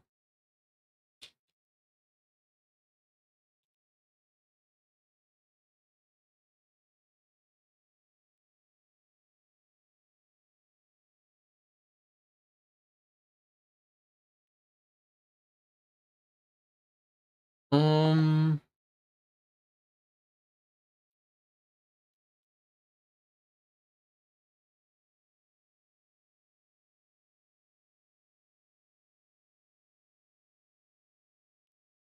hmm.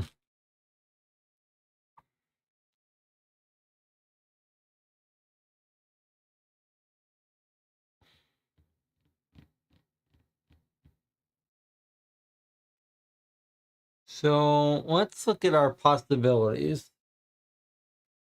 Jonathan thinks maybe we're supposed to go on the balcony.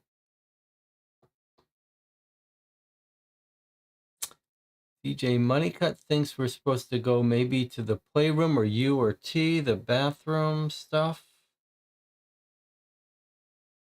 I'm not even sure we're allowed to go back to the children's playroom. It's very weird because when you get out location U, it says it's talking as if it's the one where you're the. It seems to be very clearly saying that this is you get here this way.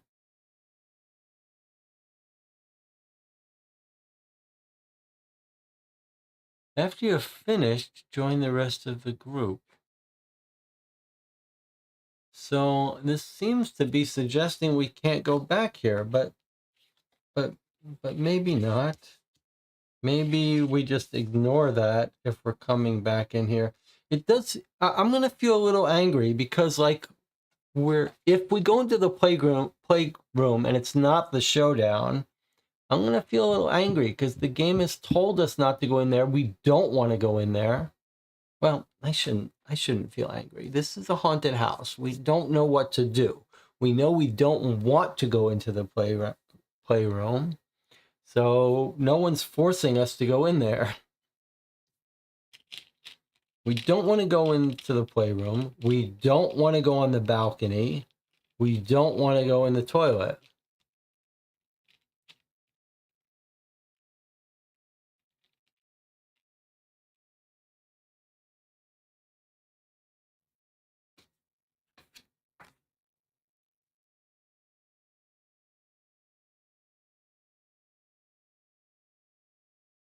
All right, let's try to go into the playroom.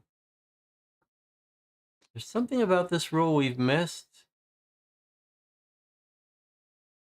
You must read at least one. That's it. Do not interact with them until the next. All right, we're going to try going into the playroom. Amy is going to lead the way. And we're going to see now if the rules suggest that something's gone wrong. In fact, let me take a look at it.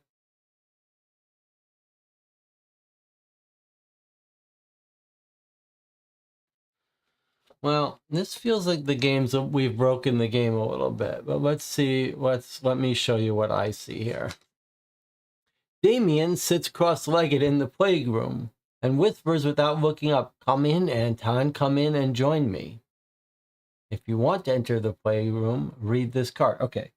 Well, and Damien is with us, so he's not in that room unless there's some temporal anomaly. But this feels broken. This feels like we shouldn't be able to be here.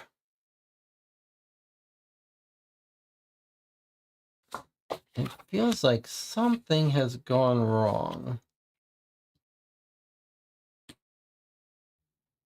Not sure what, though.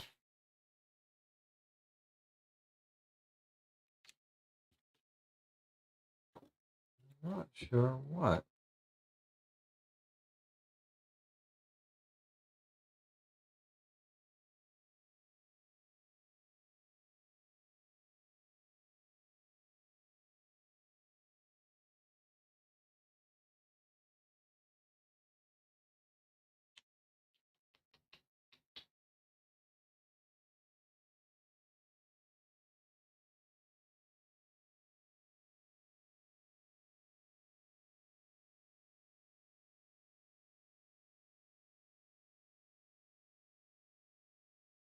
Hmm.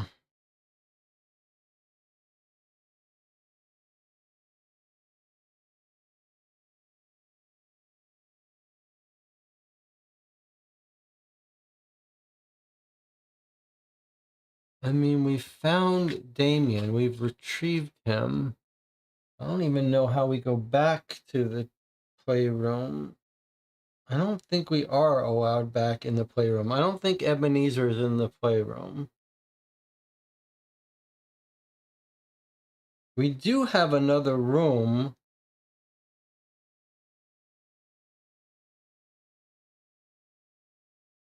So it's one possibility is we've missed something. Like something told us to take out a location and I didn't do it. I don't think that's happened. Let's do this. Let's go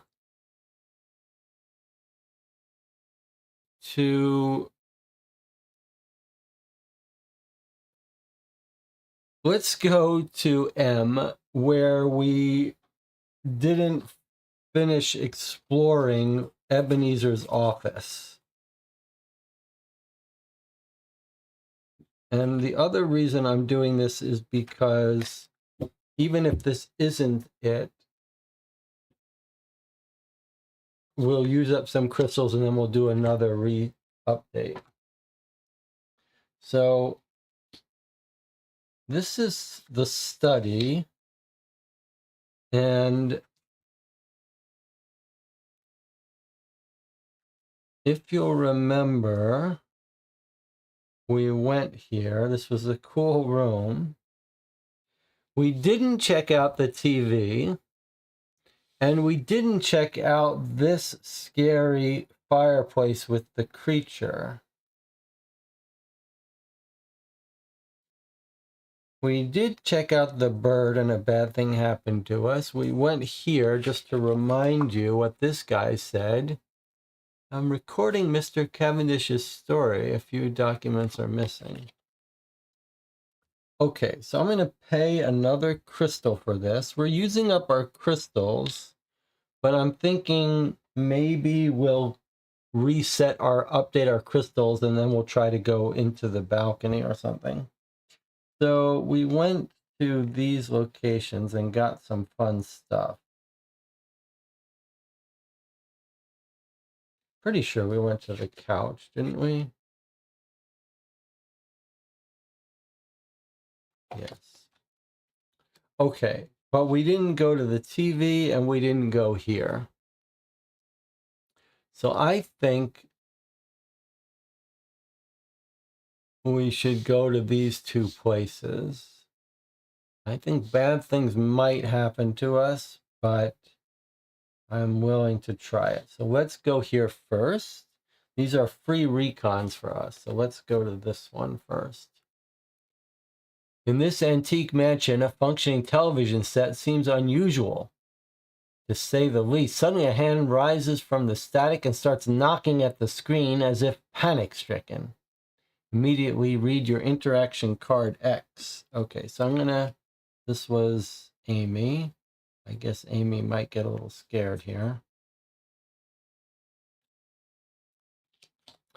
Can we read the A card for location M again? Yes. Okay, sorry. This is A. This room was forbidden to me. I secretly went there once and saw him use magic spells at the feet of the monster above the fireplace. That's the last place I'm leaving. Okay, so here's Amy drawing X. Help! It's me, Damien. I'm being held prisoner. What you see of me is only a bad reflection controlled by Ebenezer Cavendish. Free me by pointing another mirror at my reflection in Camilla's room upstairs. And if you are a friend of Anton, tell him not to go into the playroom. It's a trap. That's why I keep refusing to go into the playroom. Okay. So this confirms information we already knew. We already told Anton not to go to the playroom, and he listened to us, even though some of you want me to go back in there thinking that's the showdown, but I think it's a trap, and he shouldn't go in there. All right, so that was that room. Okay, now fireplace. This could be scary. So I'm going to have Anton go there because he can do it for free. He's not really who I want to deal with this, but we may get some fear here in this room. Okay, can I just point out, does anyone know what that drawing is? Because I just watched Red Dragon last night. That is a painting by Blake called The Red Dragon. Is that right?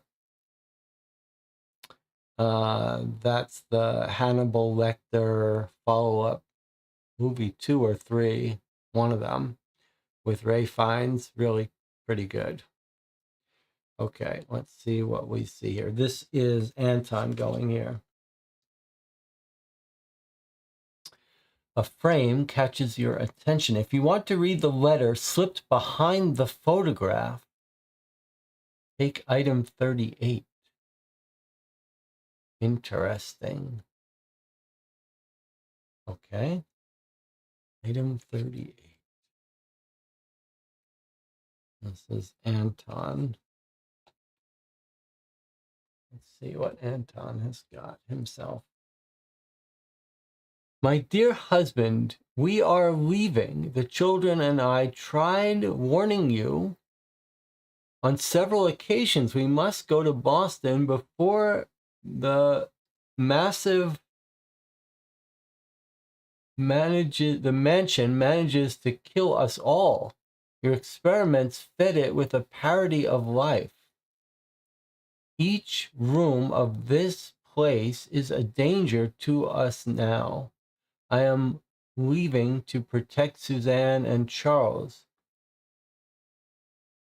Please recover your wits and join us. I beg of you, my love. Okay. So that's the second letter. We were wondering where the two letters she sent him are. We've now encountered them. However, we've now completed this room.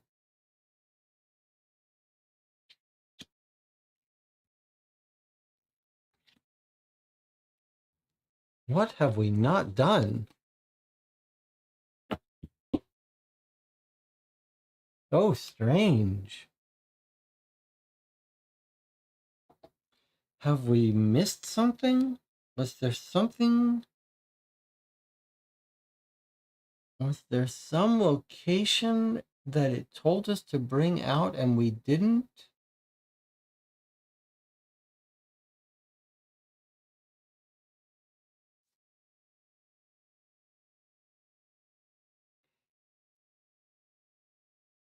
Let's bring out R because we'll retrace our steps. The room R came out, which was the step up the stairway. We're going to retrace our steps. So we're not paying for this now. Okay, so then this came out. Damien's calling us, and then it had us read our way through these.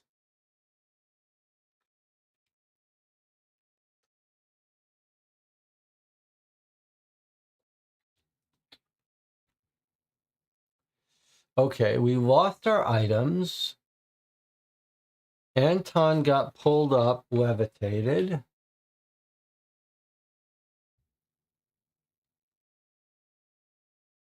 And then it told us to bring out this card, which just revealed locations U and T, which are not tiles, they're just these. We brought these out on the table. Anton disappeared into U.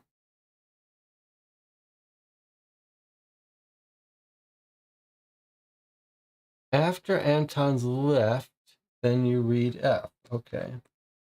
So Anton is left. We read F. Carter bathed in bluish mist, 2 doors into bedrooms. Anton goes in one, and the door shuts.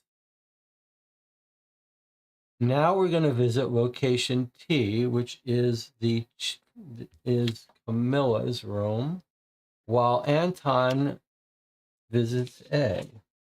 Okay, fine. So Anton goes to U, and we go to T. Okay.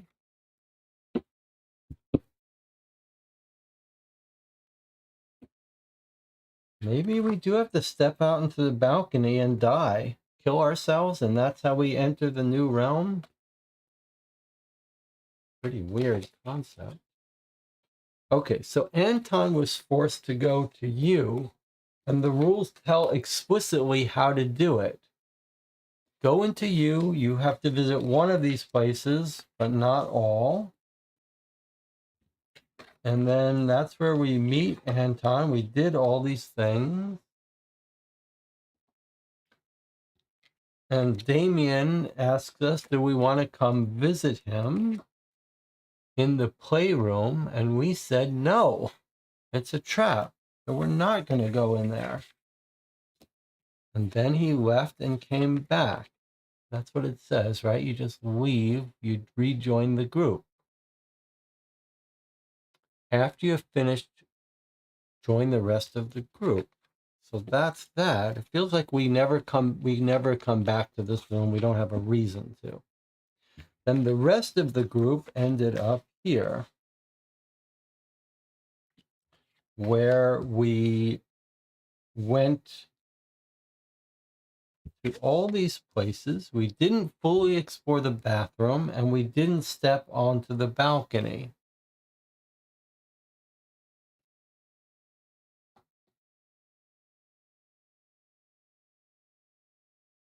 I like the fact we're dragging poor Damien all over the mansion. I'm sure he's saying, why can't we just leave? He doesn't have a time agent controlling him. Okay, so what shall we do? Shall we go to the bathroom and look in the toilet and the sink, or should we go to the balcony?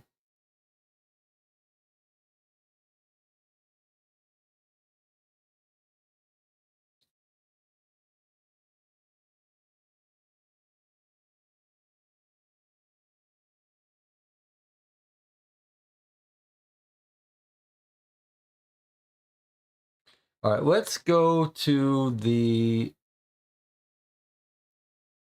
That's so weird. Anna says balcony. Moneycut says balcony. Isara says bathroom. Buddha says go into the bathroom and look in the sink full of guts.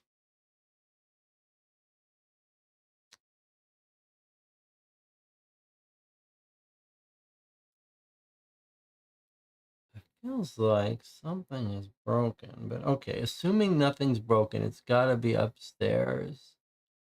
It's got to be out of the balcony.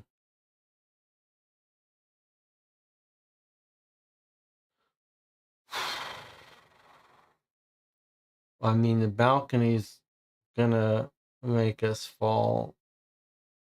I just have a very bad feeling about it. Like, that seems very clear that the game is, if we're smart and understood the articles in the paper, then the balcony killed them.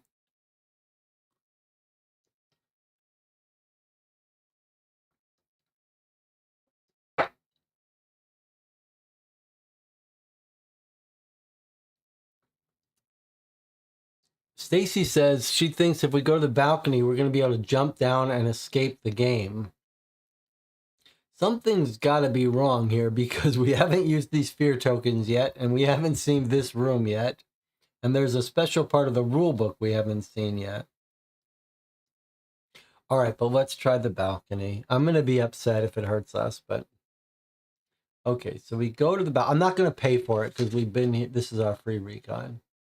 You want to go to the balcony, and I'm not paying to come back here because we've been here a million times. Okay, take item 39. So I think this is going to be a test and going to hurt us, but let's see. Maybe this is going to be the way out.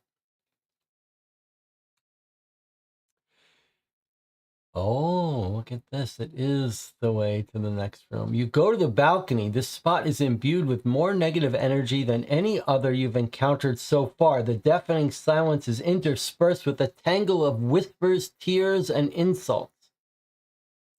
Reveal tile Z. Place it in the last available space in the center of the house plan. So we thought the balcony is where she was going to die, but in fact, it's a portal.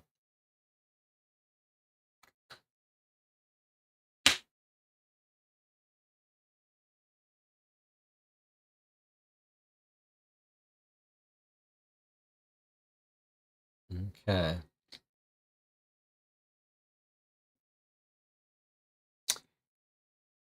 Now, that card is done. Doesn't force us to go onto it, though. It's just a portal.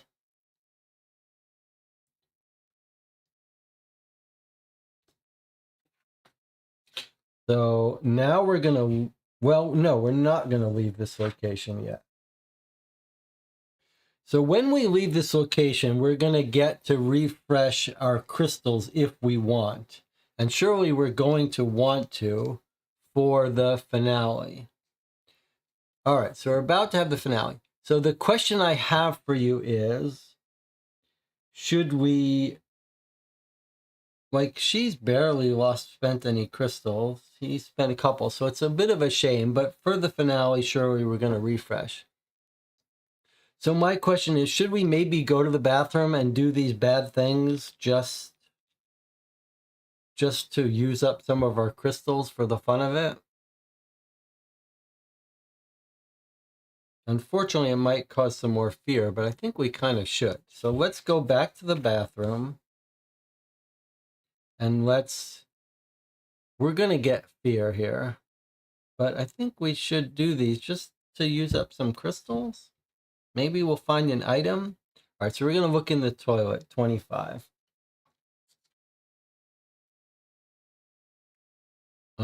Amy's going to do it because she can take a fear. I guess we're supposed to use a crystal for this.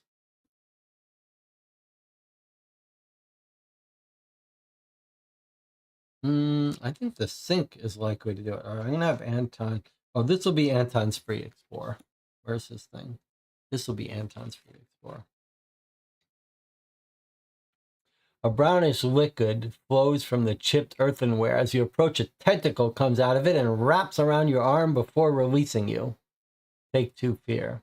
Okay, well, just as we expected, Anton just dropped 2 fear in Camilla's bedroom toilet. All right, so that's what's going to happen with the sink, too. I think maybe we shouldn't even do it.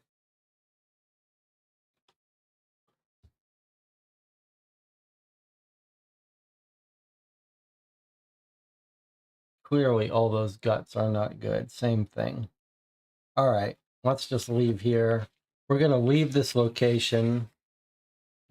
It's a little wasteful, but the only thing that really gets hurt is our score. So we are going to do an update because I want to have full health. So he's going to update back up to 3.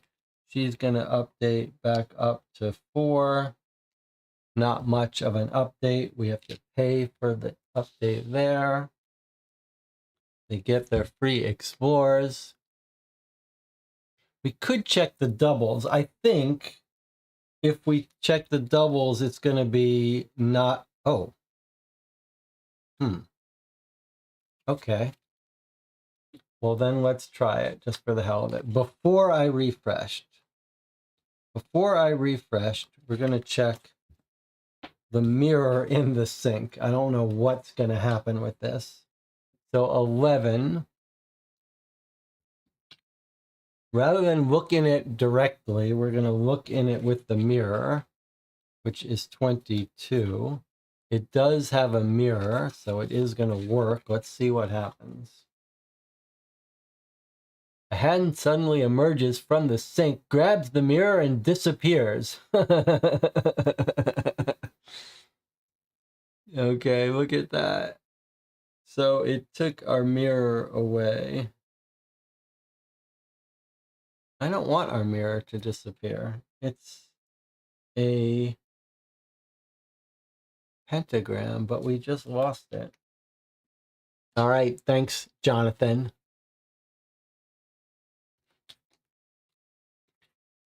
Okay, that's pretty beautiful and cute and cool. All right, so we're clearly being punished for messing around in this bathroom after we rescued Damien. Think how Damien feels. All right, so, and then we've got one on this location here. All right, it's time for our showdown. Everyone's at full health. We've lost our items. We've created fear. We've been reckless. This probably is not going to go too well for us, but it's time to go into our finale.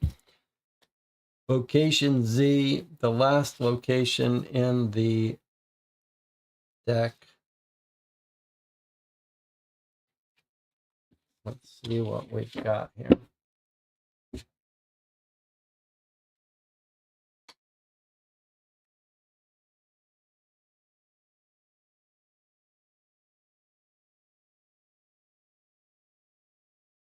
Whoa, look at that.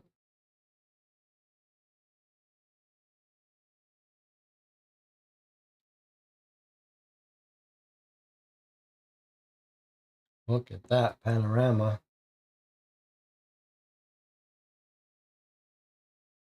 There's Ebenezer Cavendish. Look at all those tentacles around him merging into the walls of the mansion. There's his wife's portrait. There's a picture of him and the mansion. Him in the mansion.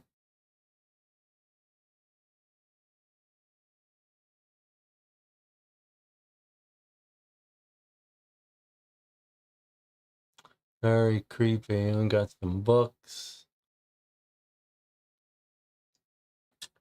Do we pay a crystal to go into Z? Yes, we have to pay a crystal to go into Z. I'm going to pay an Anton crystal to go into Z. Right there. Okay. And everyone's got their free explore. We're going to read about location Z. Here we go. All entrances are walled off, and the opening that led you here disappears behind you. The wood floor shakes under your feet while the ceiling is cracking. As for the walls, they throb to the beat of a human heart.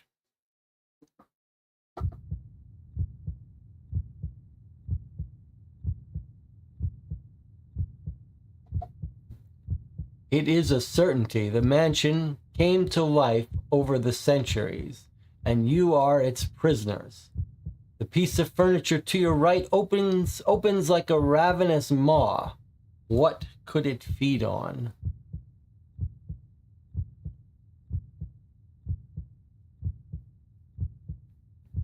Reveal this card only when instructed.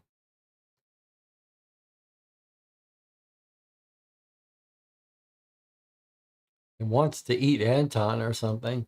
All right, so this only gets revealed when we're told. Otherwise, we can explore these like normal.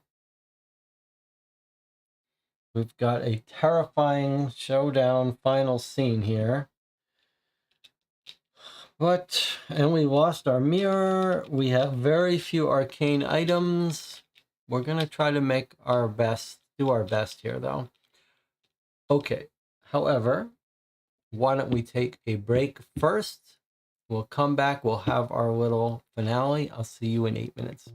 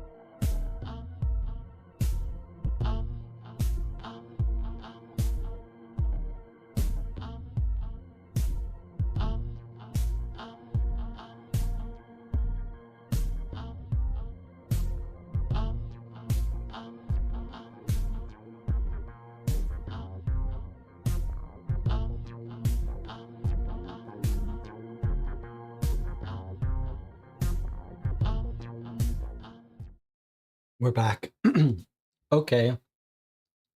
Time for the finale.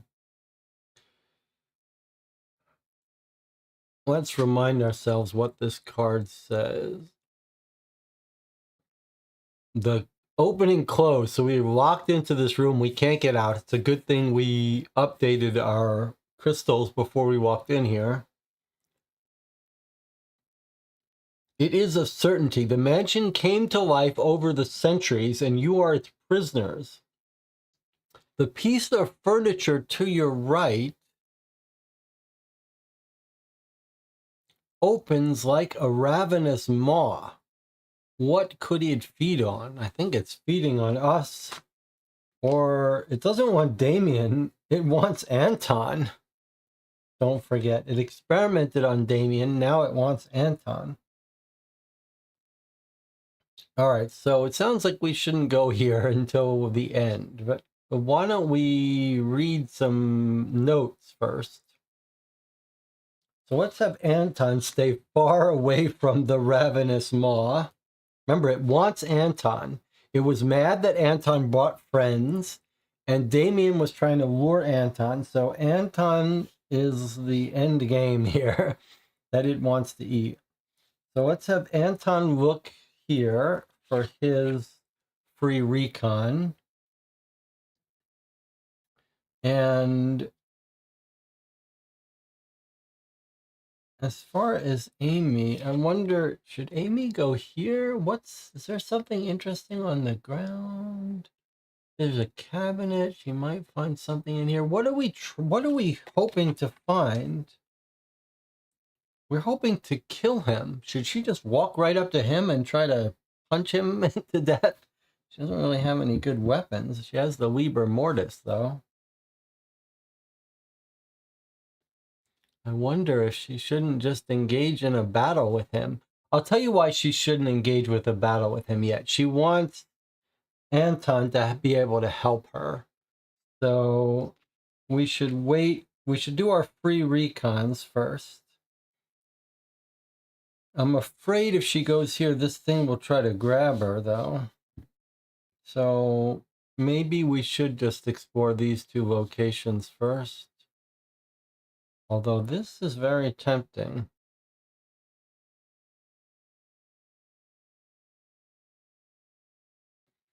All right, how about these two? Like this. And then we'll meet up and try to attack this guy. All right, let's have Anton start here. This is his free recon. If you want to inspect the writing desk, take item 41. Well, yes, surely we do. Let's see what Anton finds.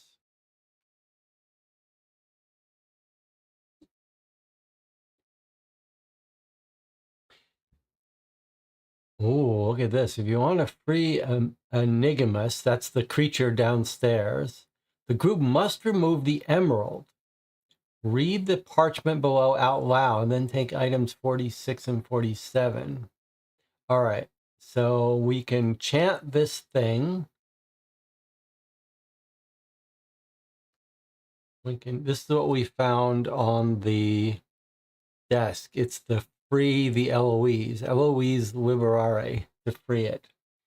Okay, so we can free this thing. May he join the... I don't want to read it out loud because I don't want to free that creature. But we have to spend the life force crystal. It's a good thing we didn't destroy it. It's a good thing we kept that crystal alive. That emerald. If we hadn't collected enough items, we would have had to destroy this crystal. And we would not even have the option of freeing this creature. All right, so we don't have to do this now. But we have the ability now to free this creature. Okay, well, that's pretty terrifying. But we do have the option of freeing this creature now or later. But let's put that back so he can help. And let's see what Amy finds here. I'm a little worried that this furniture is going to try to grab her. Oh, it's Camilla. Immediately take item 20. Gulp. Camilla's our friend, though. Let's see what she's going to give us. The portrait comes to life before your eyes. The mansion will attack you when you talk to Ebenezer. The walls of this building are utterly corrupt, and Ebenezer no longer has a will of his own. Each piece of furniture and each room in this house will turn into a monster, hungry for life. Cavendish is the mansion, and vice versa. By defeating him, you may be able to destroy this abomination and free us. Before the confrontation, welcome this breath. Camilla opens her mouth and exhales. We can either execute an emergency or standard update at no cost, or place one Azrak from the mission card in the vortex.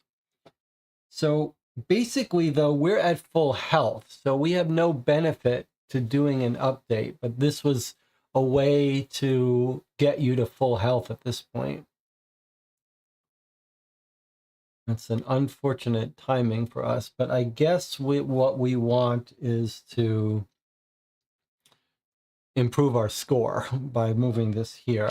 That's not ideal. I'd rather her give us a couple Azrak. I wish we had a third choice here. a couple extra Azracs, because this just helps our score, which is not our main thing. Okay, so she's basically telling us all the furniture and fear is going to turn into monsters. That's going to be very hard for us to defeat. Well, all right. What could we do? But she did give us one good piece of information. As soon as we talk to Ebenezer, the mansion's going to attack us. So we should do that last. Okay, that card is gone. She can be returned. All right, so I was going to talk to Ebenezer together, but we're going to do that last now. I wonder then if we shouldn't try this. I thought this was going to be trigger the finale.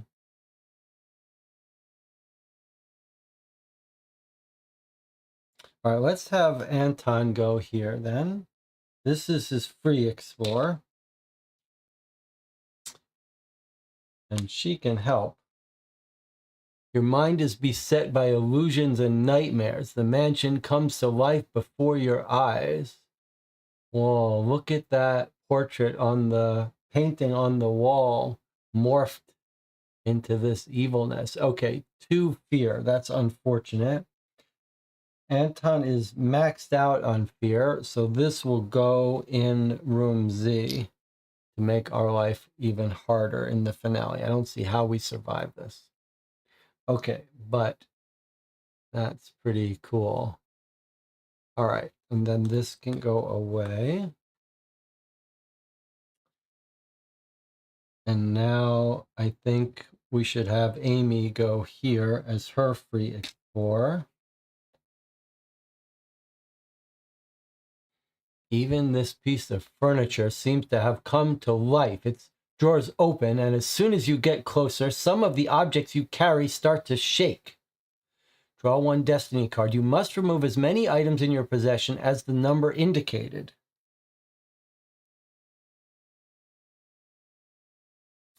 Ignoring the minus and positive. These items must be pentagrams. If you draw 0, nothing happens. Okay. So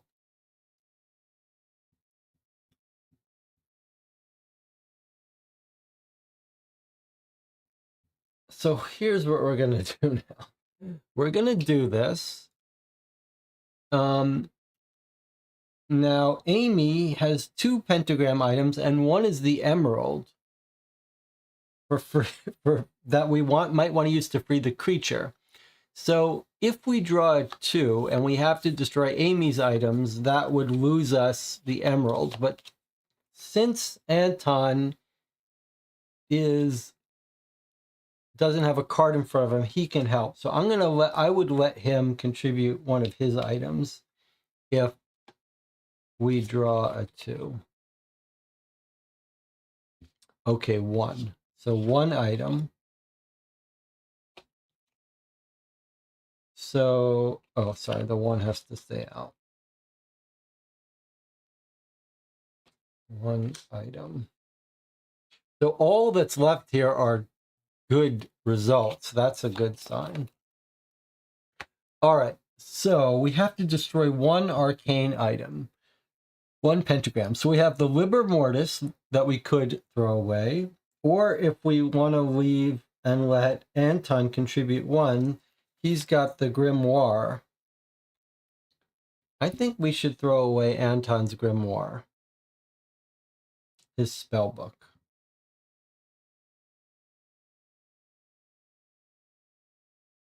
We're not going to throw away his pocket watch that gives him confidence. It's either the Grimoire or the Liber Mortis. But one of them says it's essential. Crucial importance. So we're not going to do that. So we're going to get rid of the Grimoire. And we now have almost nothing by way of possessions. All right, so more harmful stuff happened to us, unfortunately. All right, well, there's only one thing left to do. Talk to Ebenezer. We're going to have to pay for that luxury. But before we do that, it's time to decide about this. I think we need this thing's help. We're going to have to free it.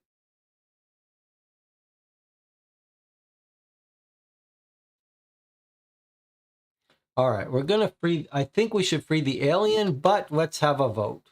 Don't read this. Oh, you could read it in silence. Don't read it out loud. Don't wake up that creature. All right. So let's have a vote. Who is prepared to free the alien and who wants to try to win this mission without freeing him? So type vote free him or vote don't free him. Remember, he's been kept down there for centuries. All right, 5 votes for freeing the alien. YouTube says 16 concurrent viewers, 10 likes. 6 votes to free the alien. I mean, we've worked hard to keep this freedom, this life stone, so seems like we should use it. All right, I guess we're gonna free it. 6 votes out of 16.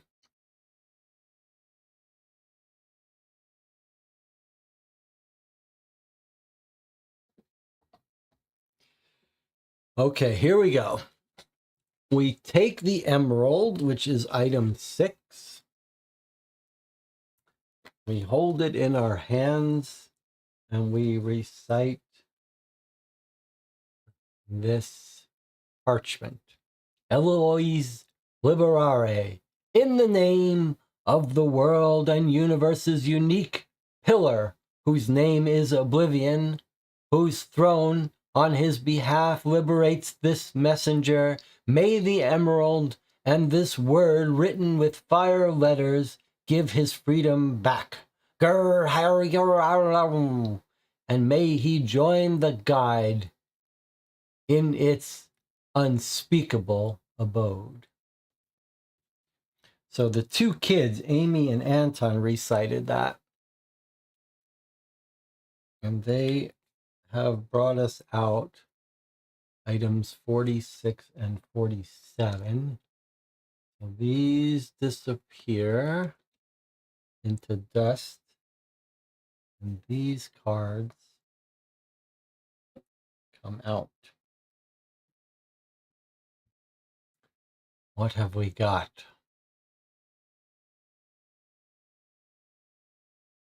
Oh, dear God. That does not look friendly.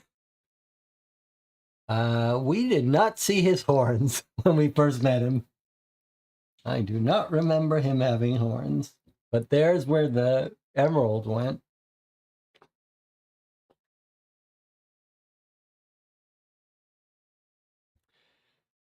As if by magic, Enigmas appears by your side as soon as you have finished the ritual. He snatches the gem from your hands and attaches it to his forehead. He looks you up and down before blurting out, "Thank you. From now on, we'll fight together." Enigmas is with the group. He allows you to perform 1 standard update at no cost at any time. Then remove Enigmas, who disappears after whispering in your ears, "Thank you, agents. We will meet again." Okay, not such a bad guy. He seems like he's our friend now. Okay, 1 free standard update at any time. That means when we run out of crystals, we'll be able to do our update without leaving a location. That's huge. Huge. Okay. I'm glad this guy is our friend. I'll put him with Anton.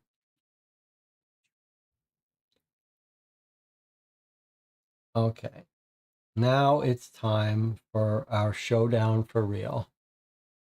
We're going to wake Ebenezer and begin the battle. So we have to pay a crystal for that because we've run out of our free explorers. And here we go.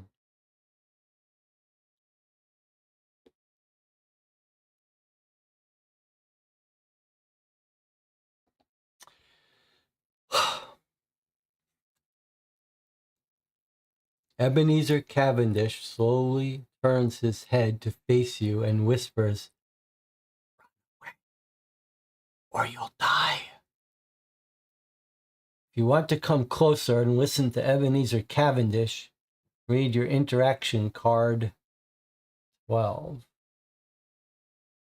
All right, well, Anton's going to have to read it.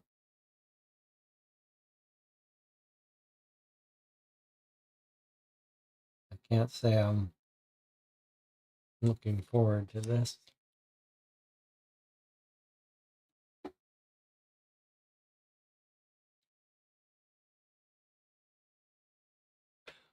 What are you doing here, Anton?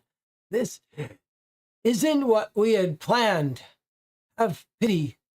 Release me.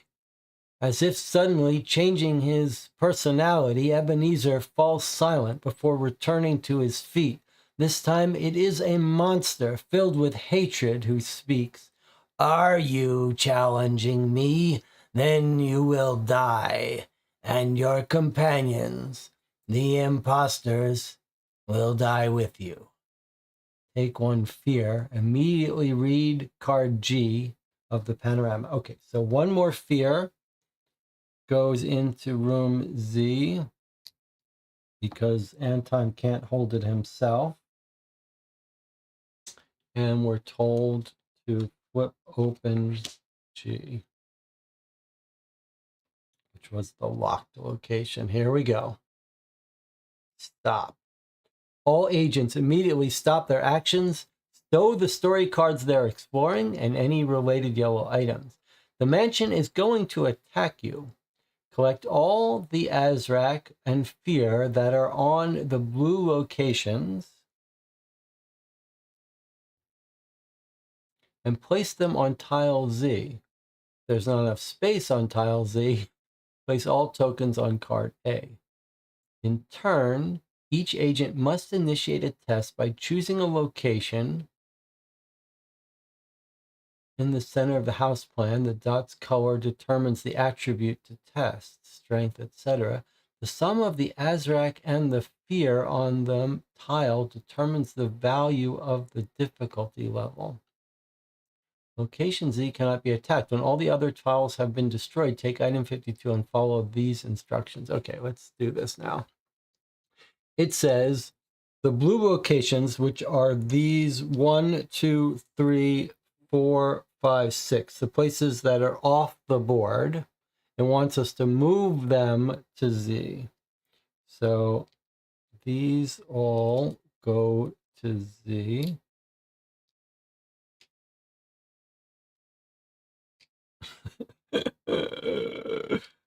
Oh, dear God.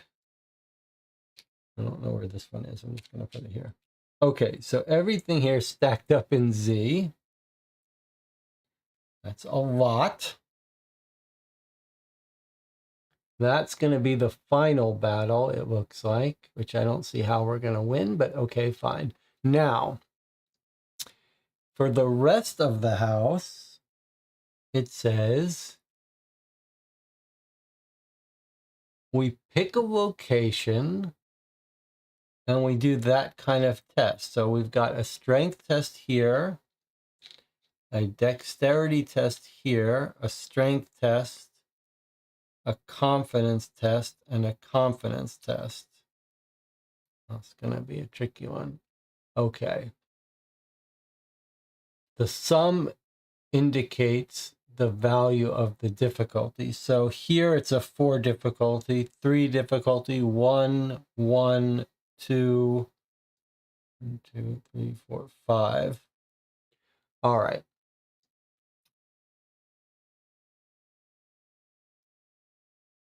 So let's see how the tests work. If you beat the score, you remove the tile and the Azrak goes in the vortex and the fear goes away. If you're equal to it, you do the same thing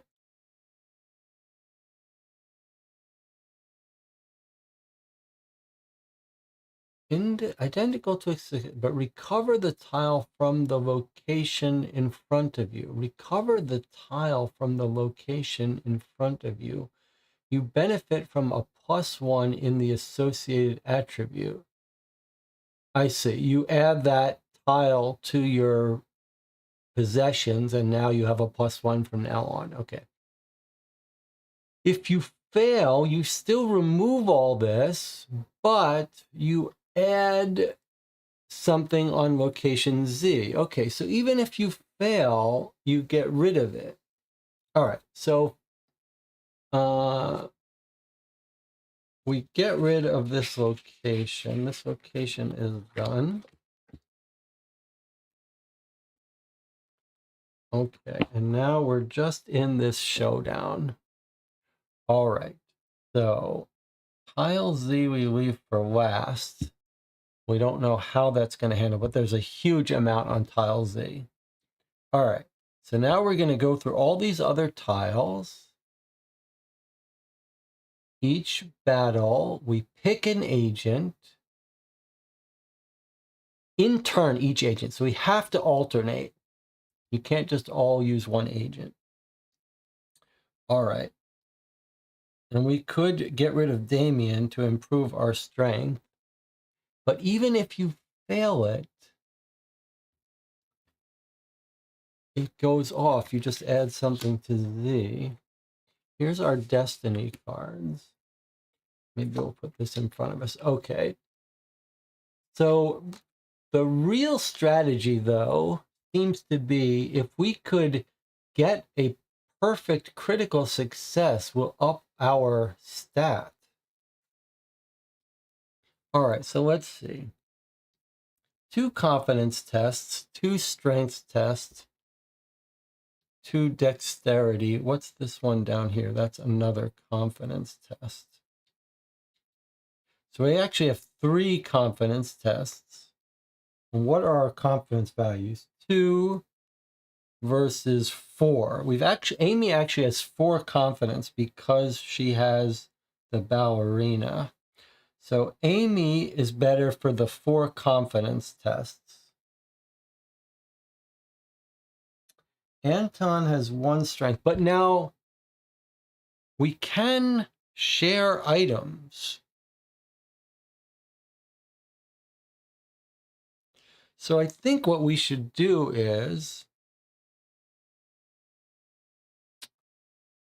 okay, so this is a group lock. Now let's remind ourselves what the sharing rules are if you're in a group lock.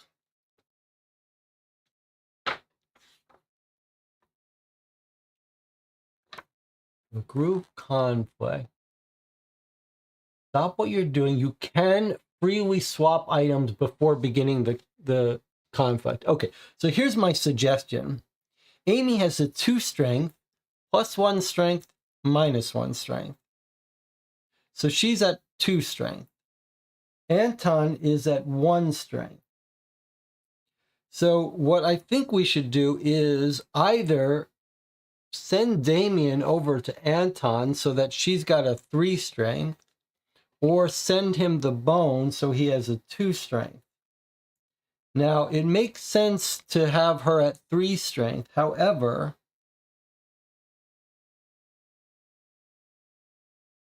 if we send him these 2, now he has 4 confidence, and she has 3 fight, and then we can let him do the 3 confidence tests. Let her do the 2 fight tests and the dexterity test. I think that's the thing to do. So Anton gets these. Now he's at 4 confidence. Or actually, we could send all of the confidence. Oh no, the pocket watch only Anton can have. Yes, okay, so I think this is what we do.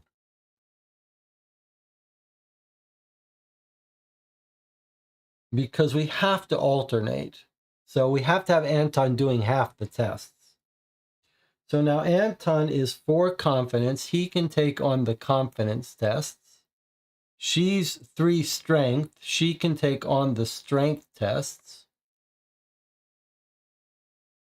And then she's dexterity. She can take on the extra dexterity test. I think that makes perfect sense. The only other thing we're going to have to think about is if there are some we should strategically lose rather than spending our advantage crystals. Okay, let's do it. Now, if we can, we'd like to get an exact success, and we do have a chance of doing that. In our Destiny deck, we have 0 and 2 plus 2s. So we got a 50% chance of getting a 0 and a 50% chance of getting a 2. Once we get this 2, we have to reshuffle. So we don't know when it's going to end. But given that, let's see. If we work on this one here, this is a difficulty test of, the difficulty is the sum. Jesse, there might be some disagreement on items that can be swapped. Are there any that say they can't be swapped? Oh, yes, you're right. This one says non-swappable. Okay, that does change things a bit. Quite right. Okay, so we'll do it the other way around. We're going to give the bone to Anton to bump up his strength to 2. And we're going to give the shovel to Amy to bump up her confidence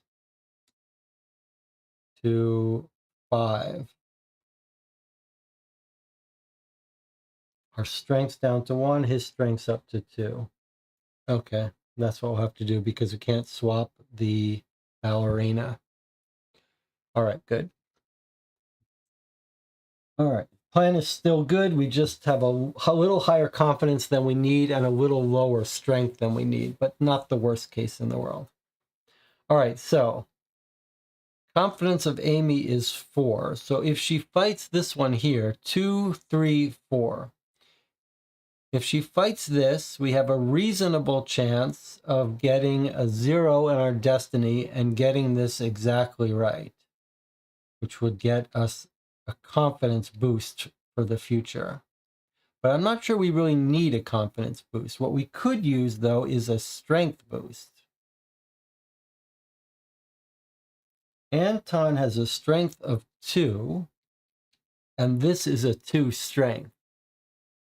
So I think, I guess we don't really need, actually, this is a 5 confidence, so we actually would like a boost over here. Okay, let's do that.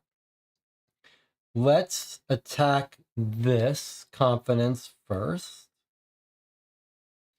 2, 3, 4. If we draw a 0, we'll make our confidence exactly, and we'll get a boosted confidence, which will help us on the next confidence test. If we get a 2, it's overkill. What can we do? All right, so we're going to tackle this one first with Amy.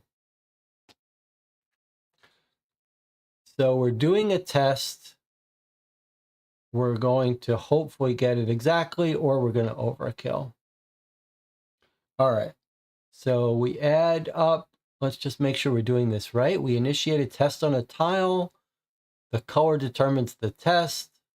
We sum up is the difficulty. Okay.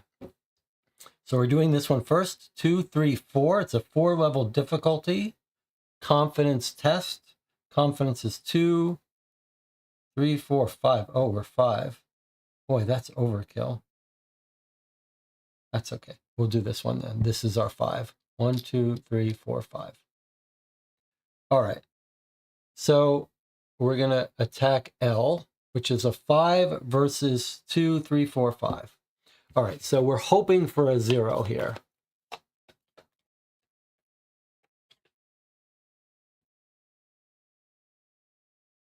Okay, so we got this exactly, which means we remove all of this fear from the board. We stow it. The crystal goes in here. The fear goes away. And we take this tile and we get it. We recover the tile, put it in front of you, and now we have a +1 confidence from now on, which will also let her take more fear if she needs to. Okay, now we have to alternate and let let Anton try something. So here we have a 0 and a 2 and a 2. So the most likely result is a 2. Okay, so Anton, who's got a 2 strength. So no matter what he attacks with his strength, he would overkill it and succeed. But it would be great if he could get it exactly. It's tempting. So here's an option we could do. We could have Anton actually, with his 1 dexterity, try to tackle this tile. If he does and draws a 0, he'll fail. But if he does and draws a 2, he'll have reached this exactly, and it will boost his dexterity in the future, which might help with this, but won't help with anything else on the board. I wonder if that's worth the risk. Probably not. Probably better just to let him do a strength test. If he gets a 0, it gets us a strength. Otherwise, we don't need dexterity. All right, I think better safe than sorry.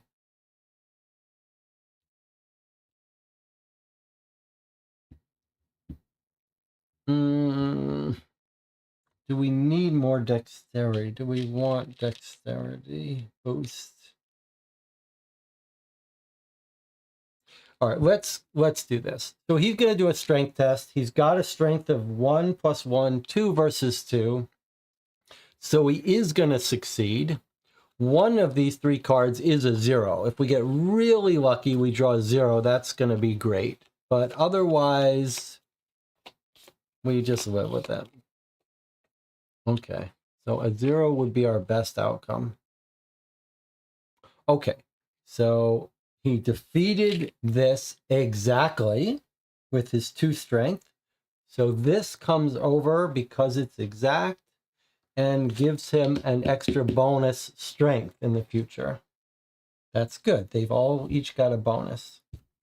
And now we know in here, we know exactly what these cards are, right? They're 2 2s. So can we have to have Amy go though. So I don't think she's going to be able to do there's nothing exact for her. She's going to overkill something, which is a shame. Too bad she can't declare she's using less than her full. Seems like she should be able to.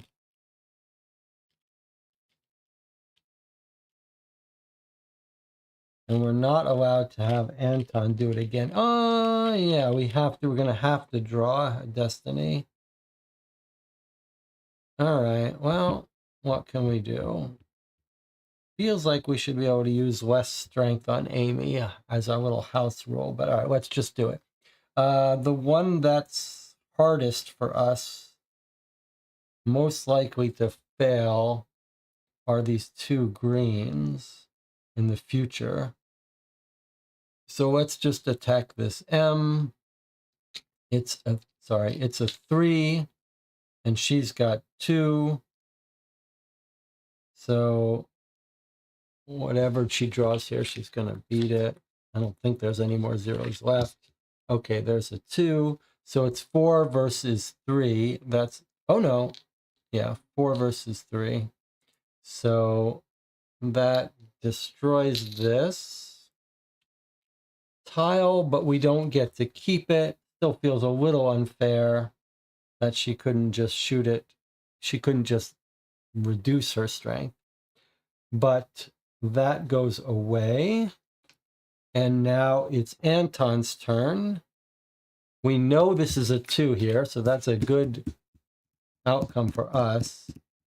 So we could have him do the thing that's going to be hardest, which is most risky, which is this card right here. So this is a 3. Actually, this is good for us. This is a 3. He's only got a 1 dexterity. So he's going to get this exactly right, which is awesome. 3 becomes 3. Now he's got a boost to his dexterity. These go away, and these all shuffle. All right, so this battle is going very well for us. Yes.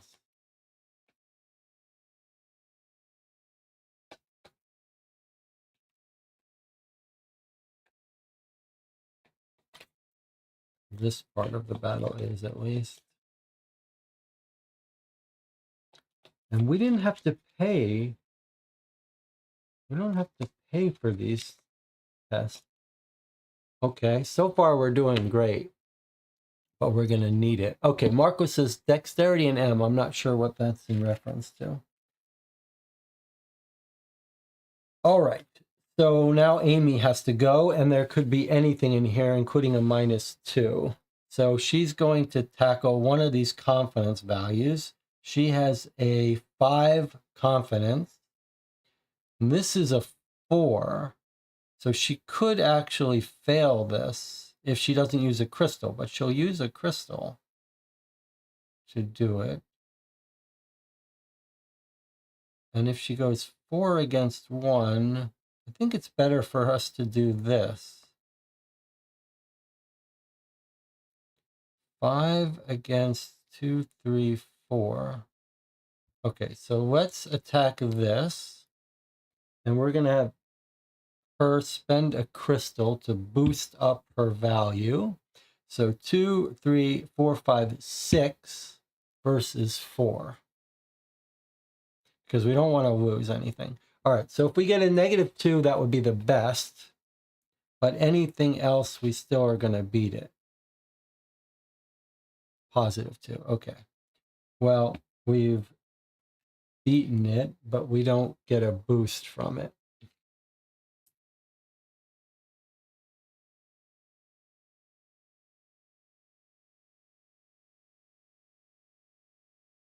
And now we've got the reshuffle. All right. Next, Anton has to go. He could end up with a -2. He's got a strength of 2, so he's going to take on H with his 2 strength versus 1. So he better use a crystal. That boosts his strength 3 to 1, so that worst case scenario, he can still beat it. It says 0, but better to get it exactly. So it kills it, but he doesn't get to keep it. Next is Amy. She's going to tackle this. She's got a natural 5 versus 1, so no matter what we draw here, she's going to beat it. It would be nice if we get this -2 out of the deck.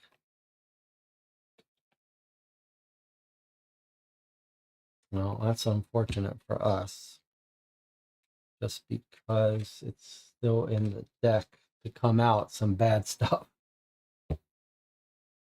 Okay, so we've killed everything except these. I'm just going to swap these out for a 2 for 2.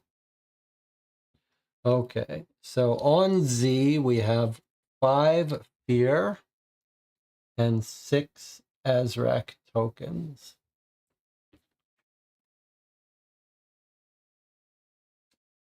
All right, here we are. When all the other tiles have been destroyed, take item 52 and follow the instructions. All right, here we go. This is the real finale now.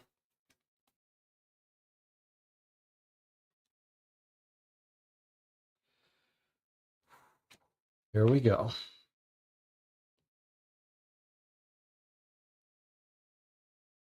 Is everyone ready? How do we feel about that battle? I think that went about as well as could be expected, except for these last two Destiny cards are going to make our life harder. But at least we've bumped up some of our skills.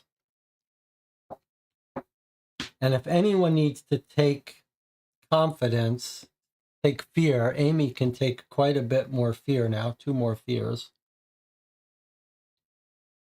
if she needs to. And we have a fair amount of Azrak on our people. Plus this creature can give us a whole new reset. All right, here we go.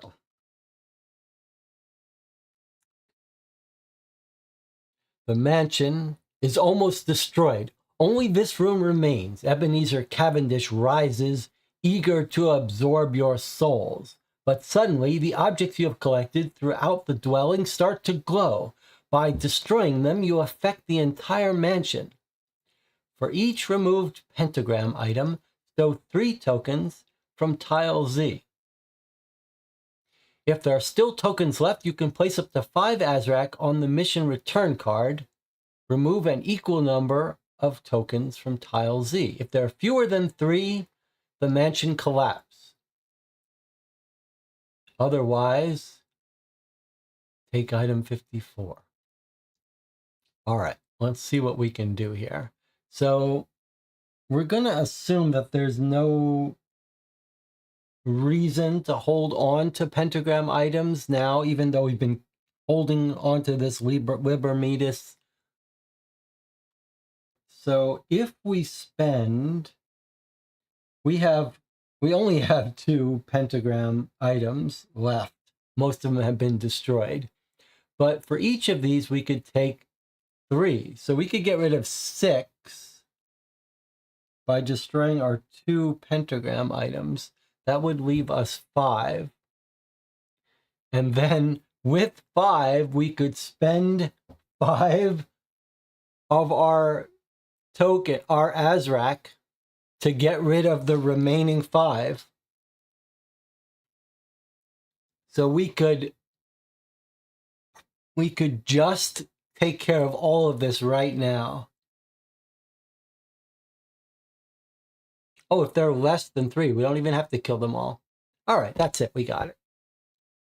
So we could actually hold on to the Liber Mortis if we wanted to.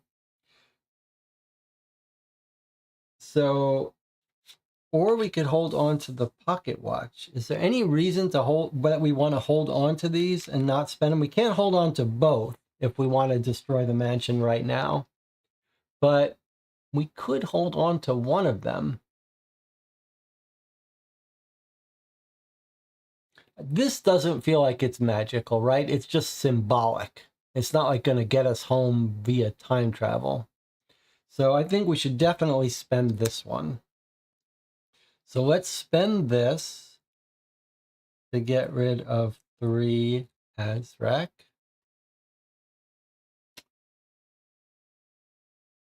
Okay.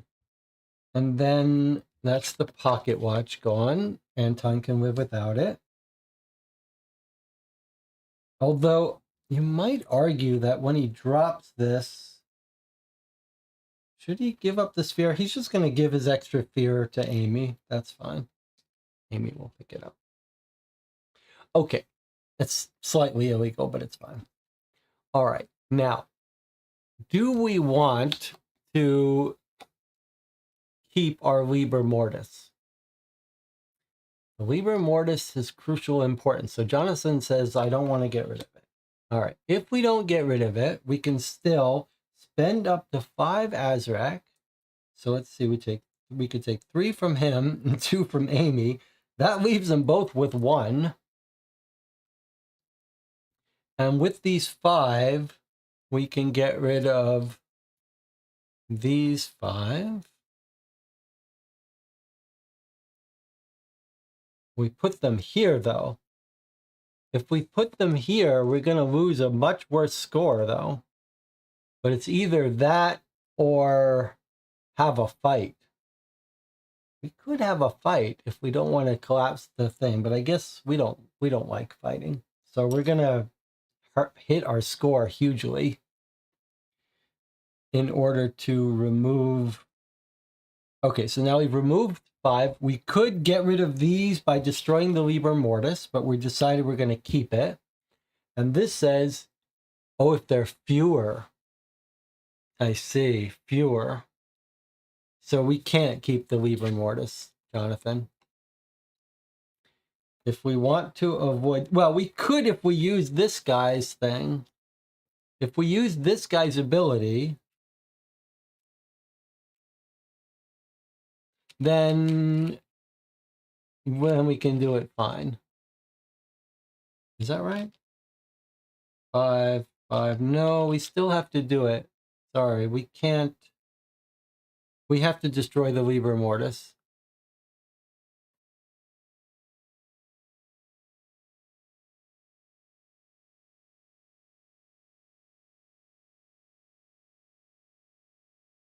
And it seems to think we made an error. Okay, let me see here. You only need to spend 4. 2 fear can remain. I don't think that's right. So I spent 5. I'll take back the 5 and I'll put back the 5. So let's just do it that way. I'm going to take back all the, I'm going to put back the 5 fear. Okay, so there were 5 fear and 3 Azrak is what we've got here. Okay, so the problem is we have to have fewer than 3 to collapse it. So we're going to spend up to 5 Azrak here to get rid of these 5. But we still have 3 left, even after we spend 5 to get rid of 5. We have to have fewer than 5 total.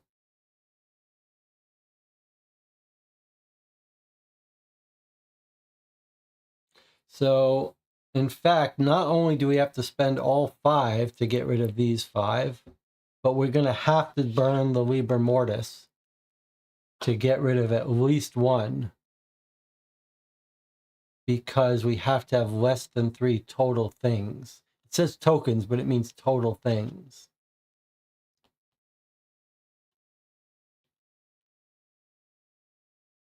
So actually, we have to burn every pentagram we have and spend the maximum of 5.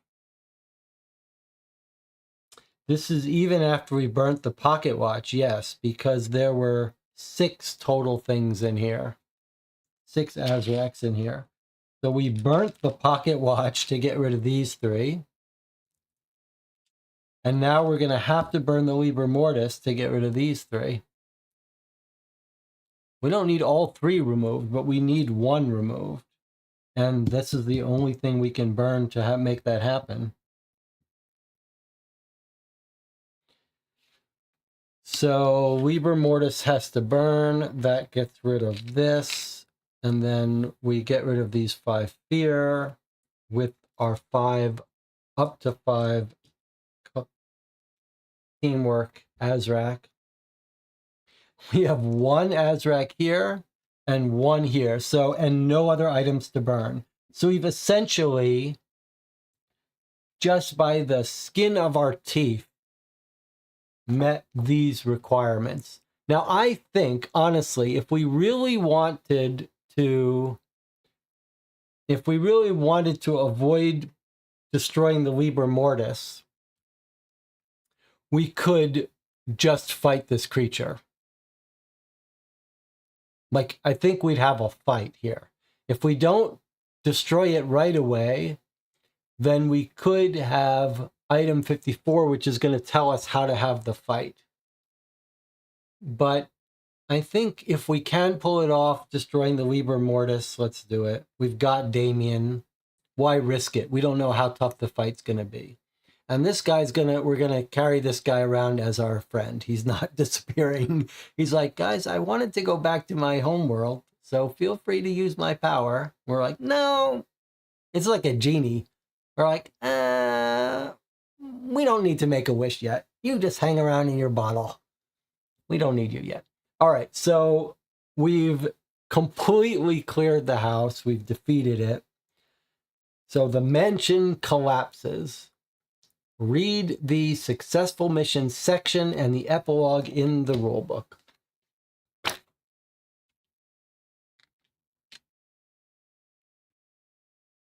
Okay, our creature is going to come along with us. I'll just put him here in our friend group.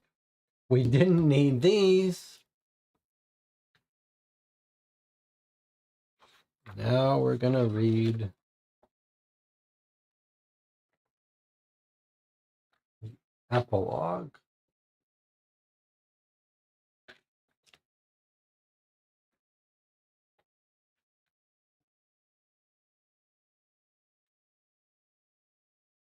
Successful mission. Ebenezer Cavendish's body disintegrates in an explosion of bright blue light. Time seems to distort and release a torrent of images and sounds recounting the tale of the Cavendish mansion. I'm just looking ahead if it wants that, if it wants that crucial book.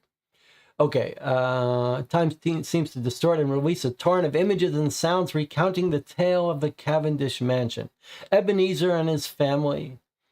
Suddenly, police sirens tear through the veil of a starless night and pull you out of your lethargy. You find yourself in the middle of a field. Only the surrounding gates bear witness to the existence of a mansion that has now vanished, gone with the tombstones, the cursed garden, and its surroundings.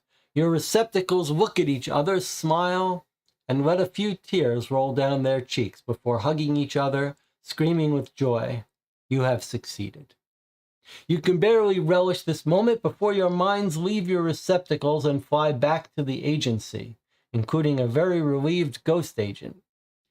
You rise into the sky, and within seconds, the silhouettes of the teenagers become too small to see as you fly over the city of Dundalk, then the state of Massachusetts, the planet Earth, then all becomes black. Mission accomplished.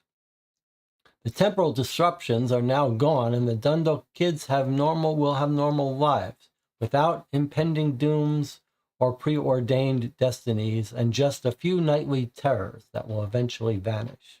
Before reading the epilogue, adjust the number of Azrak on the mission card as follows to determine your final score. Did you rescue Damien? If so, remove one Azrak from the mission return card. Leaving him to his fate is not rescuing the young boy. Okay, so we did fully rescue him. So we get to take one off here. All right. And then it said, did you find the elixir of eternal life? This is done by assembling the handwritten note and reading the words written in capital letters. If so, remove one. Okay, so I'm taking one more off. Did you free Enigmus by giving him the emerald? If so, add two. So we freed him. The agency doesn't like it. Can we put him back? Because we didn't actually need him. I'm going to add it. I'm putting it in there because we did free him. All right, so if you're playing the XP experience box, which we're not, then you would get some other item. Maybe it's like Enigmus is joining the team. Is Anton dead? Is Anton dead? If you go into the playroom, Anton would have been killed. All right, it's a good thing we didn't. Here's the epilogue. The origins of evil. Ebenezer Cavendish was born in 1754 in England and remained alive for over 200 years. Through teachings he received from occult contacts, such as the ghost medium trapped in the mansion, he developed an alchemical formula using plants and magic sciences, an elixir of life to prolong his existence. Living with the fear of dying, he devoted his existence to avoiding his demise. He fled from a troubled Europe to find much-needed peace in America in 1798. Thanks to a small fortune, he managed to extort from naive and easily manipulable local public figures. He purchased land and built a mansion. In 1801, Ebenezer acquired the Liber Mortis, an unholy book, which provided him with the knowledge he lacked to accomplish his quest. As early as 1815, he managed to prevent his body from aging.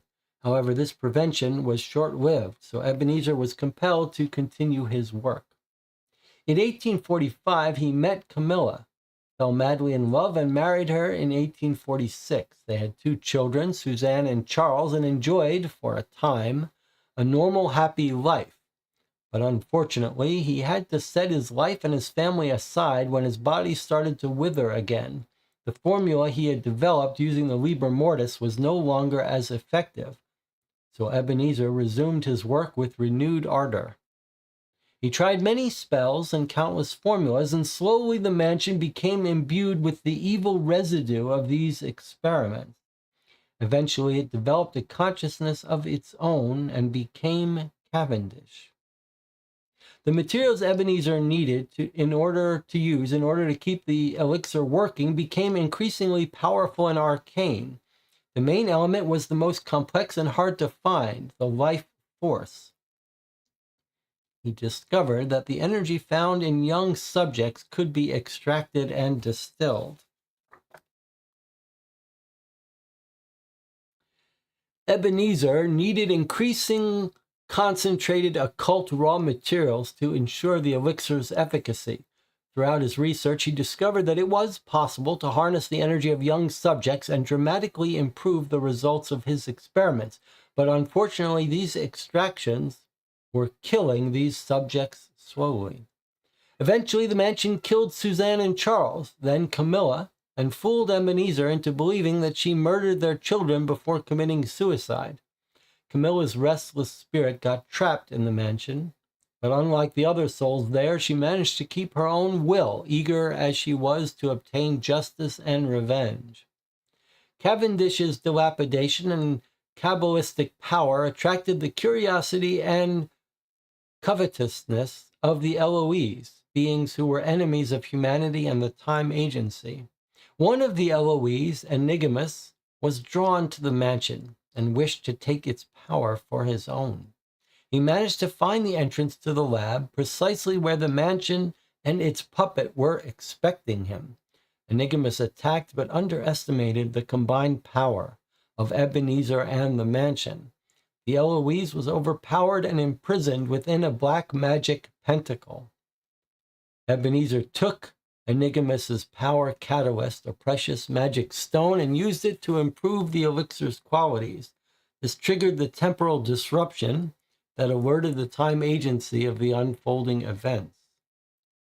1958, Damien and Ebenezer. In November 1958, Ebenezer lured the young wandering orphan named Damien to the mansion to test the new elixir. But the mixture, reinforced with the Eloise's stone, quickly exhausted the young boy, and rather than strengthening Ebenezer, weakened him even more, causing him to become bedridden. Worried that it might lose its puppet, the mansion sent Damien to Dundalk, the closest city, intending to attract another solitary child and make him its new source for the elixir. It soon set its sights on Anton Carnaby, the son of the city's mayor. This reclusive student, the high school scapegoat, was easy prey for Cavendish and Damien. Cavendish finally launched its operation. Damien suddenly disappeared, leaving as many clues as possible for Anton to follow him to the mansion. The temporal upheavals caused by the use of the mansion's power are such that the time agency decided to investigate. Several agents were sent in suitable vessels, including the young Anton, and joined him in his search. The children, agents, arrived in front of the Cavendish mansion, despite its best efforts to prevent them. When the agents entered the mansion, it detected their Azrak and decided to drain this new, unknown, and very powerful source of life essence, an unpredictable and dangerous development. And that's it. And here we've got credits to the people involved in Cavendish. This box is credited to Manuel Rozoy with help from Francois Doucet and Vincent Goyer. These must be the developers of Time Stories. And then here's the author of this particular case. Space Cowboys offer me this space to introduce myself.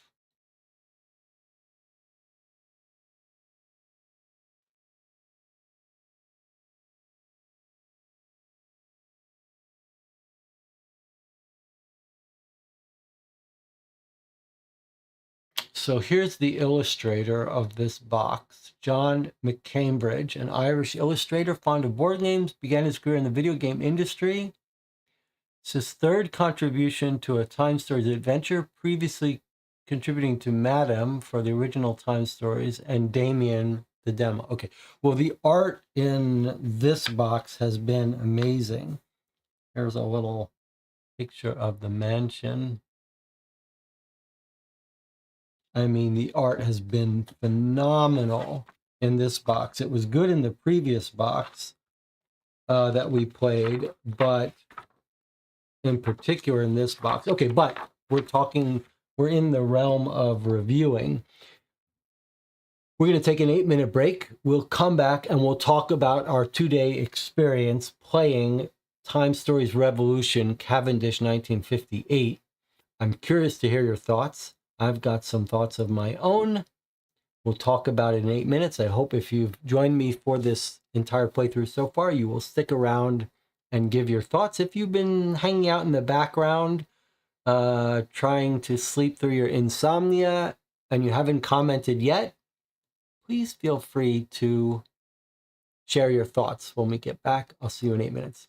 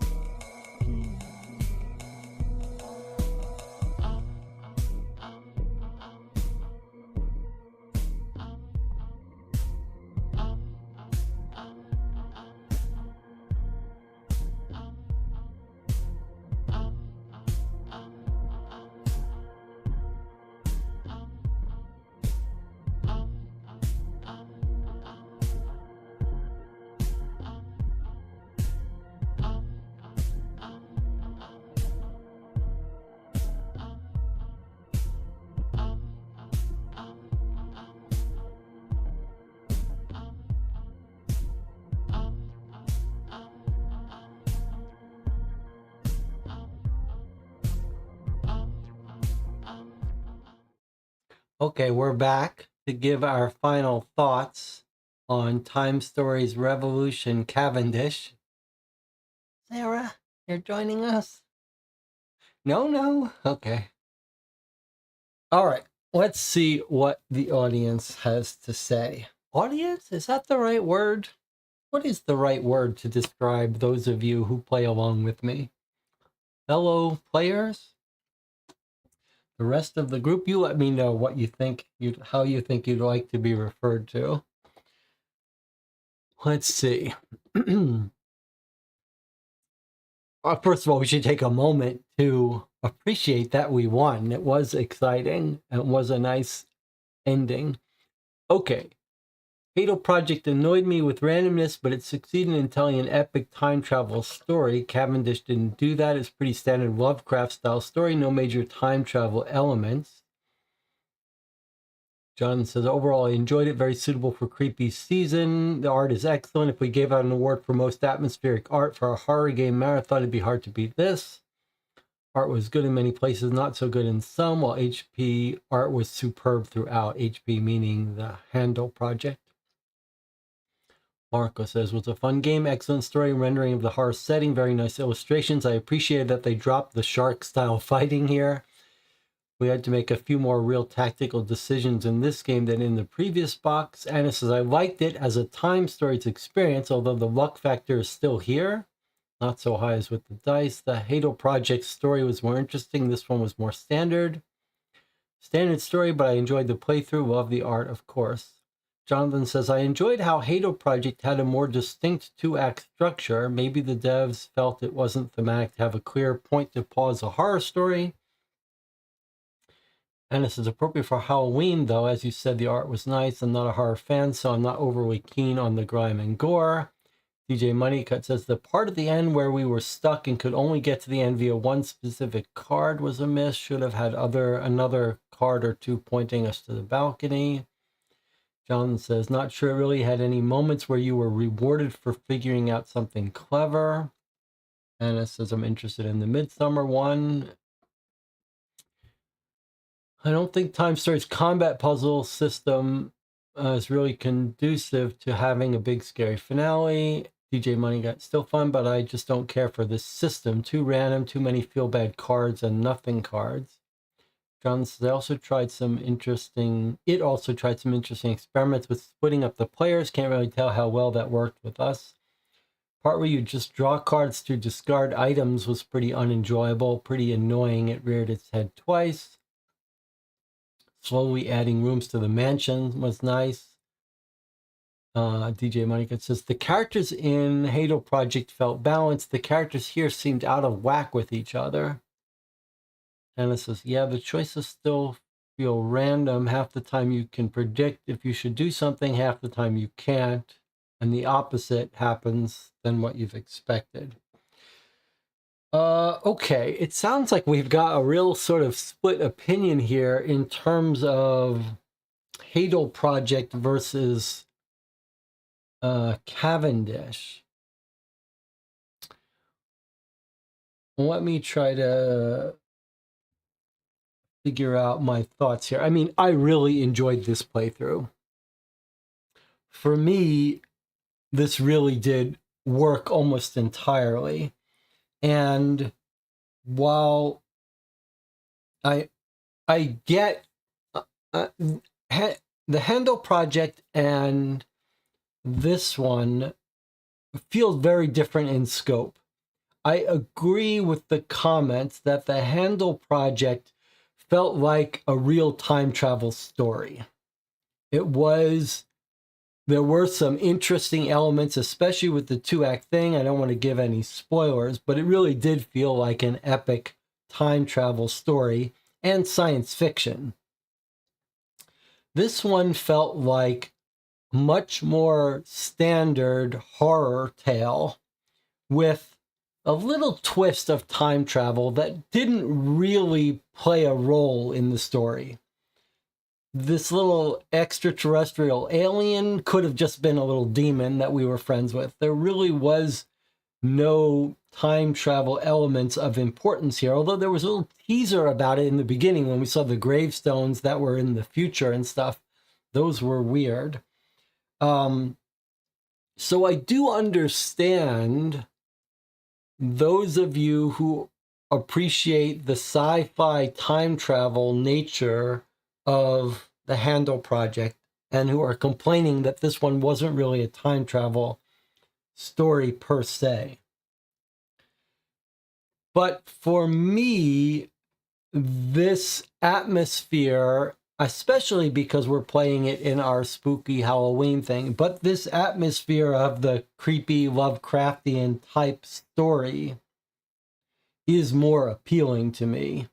And I did really love the feeling of tension and scariness in this world. And it felt to me like the choices here were more tense. Even the choices that we couldn't really make based on logic, like, do you want to go into the playroom? Do you want to look in the sink or in the refrigerator? The level of tension was high throughout this. Every time we had to make a decision, it felt agonizing, like, ugh, I do not want to have to do this and see what bad thing happened. And I love this idea of exploring this mansion and the creepiness and the danger. And the art was so good. So atmospheric, added so much to this experience of being in this scary, creepy mansion that I just really loved the experience. And the mechanics of the game, I mean, they're not mind-blowing, but they're enough to keep the system moving. Like, it's telling this story as you're going through these mechanics. I found it enjoyable. And it did feel like, to me, I think this felt like an improvement. I understand where you would want the epic time travel story of Handle Project, but to me, this felt like an improvement on that in several ways. First of all, I think in the end it was an easier game, and yet the tension of danger of it felt higher. So in the end it was easier, but it never felt easy. You never knew if you were safe and if things were going to spin out of control. And all of the combat encounters here were short. My biggest complaint, really, with the Handle Project is we had 2 or 3 fights that were real long, prolonged, annoying, unpleasant battles. Most of which we just fell into and had no purpose and had no story elements and were just busy work that was painful and dangerous and could have gone out of control. Here it felt like we had several little, very short battles. Only the very end battle took some time, but still it was streamlined and straightforward and more interesting. We had 2 battles with the other game that felt weird, discordant, difficult, very luck-based. Here, all our battles, basically, this final battle was the biggest one. We had to plan it out a little bit more, but we were never the luck was never going to kill us out during that final battle. It was just a matter of making it a little bit more efficient. I do think we should see what would have happened if we went into a battle. But the other thing is the battles were much more thematically justified and built into the story. Like, we had this final showdown that made sense and had foreshadowing, and it was flowed into the story, both the setup and the epilogue. The other one was just sort of like out of nowhere. There was a fight that had no meaning. And these characters were a little more interesting to me. Their weaknesses were a little more interesting to me.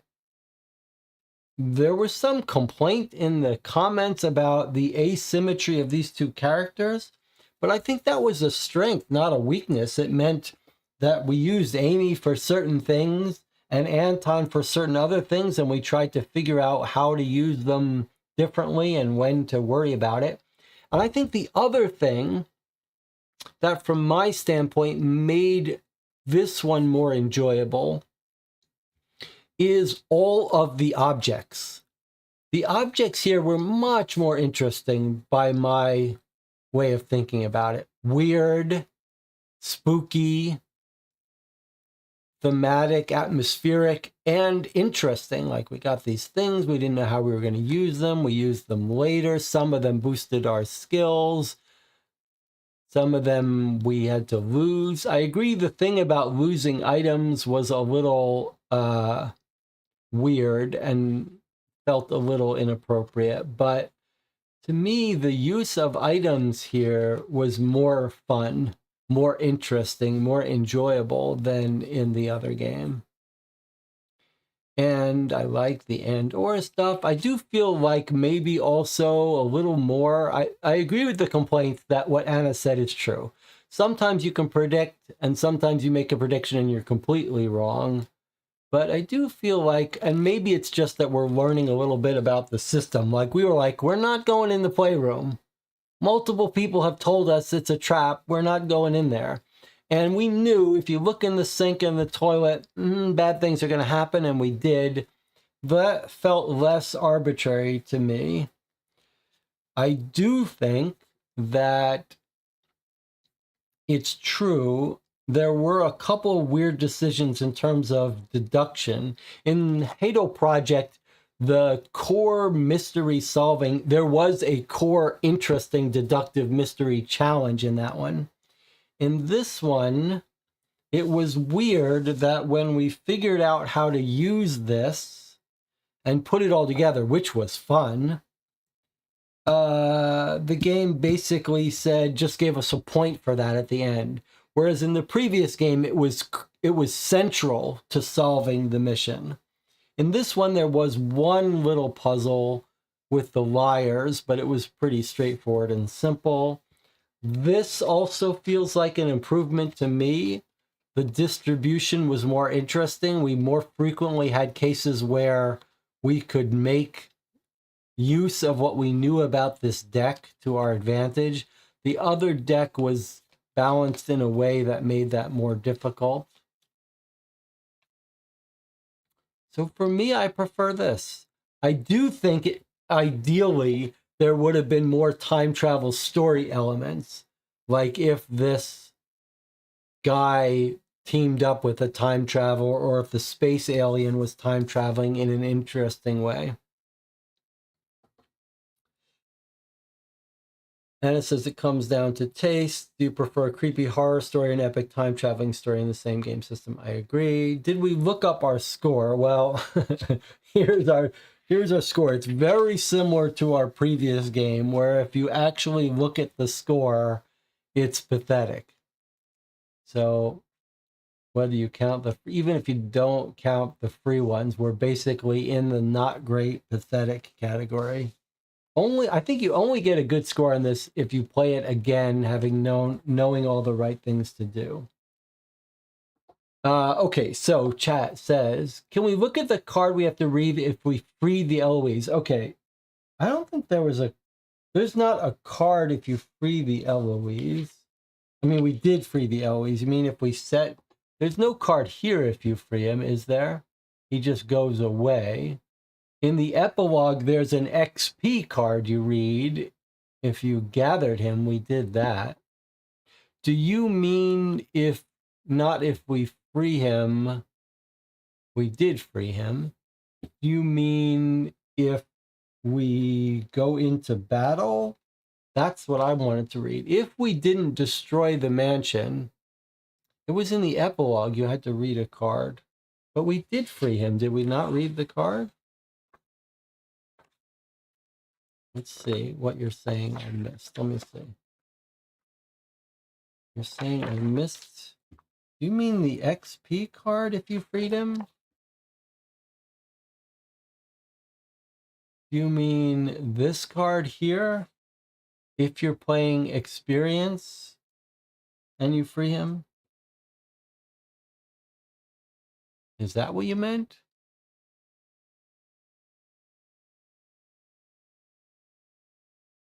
Is that what you're talking about, Jonathan? Marco says, I'm curious about the final battle. Okay, so while I'm waiting for Jonathan, I am curious about the final battle too. So let's see. So we destroyed the mansion early. So if we hadn't, though, we would take item 54. Let's see. These are all items we never took here. So we can look through these a little bit. Let's see what 54 would do. This is presumably a fight on tile Z. Let's see. Oh, it's not a fight. It's just a strict fail. Ebenezer Cavendish staggers, slowly looks up, tells you with a sardonic smile, "You're so young and naive. You thought you could get rid of me just like that, just by walking through my mansion? Tell the people who sent you they're not strong enough to annihilate my projects. I'm here and will remain here until the end of days. I'll rebuild it all. First, leave your hosts. They'll be the founding stones of the new Cavendish mansion. You failed your mission." Whoa. Okay. So we did this by the skin of our teeth. Did we succeed? We had leeway of 2 extra tokens we could have removed. If we had lost 1 more arcane card or spent it, remember one of those vials we could have drank. Any small change, we would not have been able to make the mansion collapse, and we would have had more than 3, and then we would have failed and had all those kids be eaten by the mansion. That makes me appreciate our victory a little bit more, because we just barely won. That's pretty exciting. Let's see what other cards we could have seen, and then I'll look at the card Jonathan was curious about. Okay, let's see what other items there were.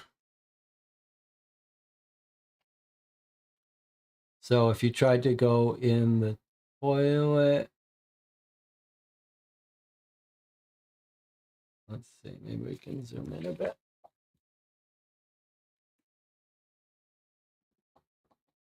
All right, there's the toilet if you try to reach in. And item 55 we already got. I don't know what that was. 56, I don't know how you got this card, but you're dead. What? This is another way to die.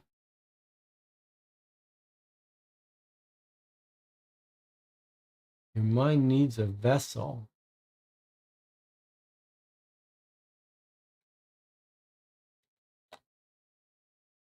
Whoa, what's this? Oh, that's the 44 card. I know where you're hiding. Okay, so basically, he's... Okay, look at this. This tells you how bad this experience legacy thing is. Okay, so if you free this guy, right, you punish your score, and they want you to add this to your campaign. What does this do? It reduces your leadership score and your other score. So basically, you continue the campaign with 2 worse stats. No story, no nothing goes into your campaign, just substantially hurts your group stats in the campaign. Terrible. That XP box is terrible. Okay, what's this? We could, one of the gravestones is for subject 14. You're buried. They can dig you out if they have a shovel or spend Azrak. Shovel full of soil. You're covered by soil. You have no business being here. The mission continues without here. There's another way to die. Looks like there were a lot of ways to die in this game.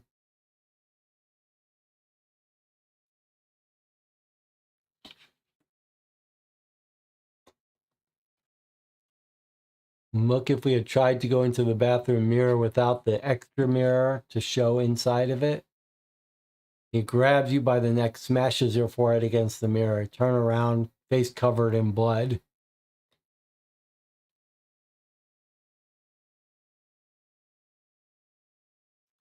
If we tried to pick up the stone without looking at the armor, like you guys wanted to do, we'd have to fight him.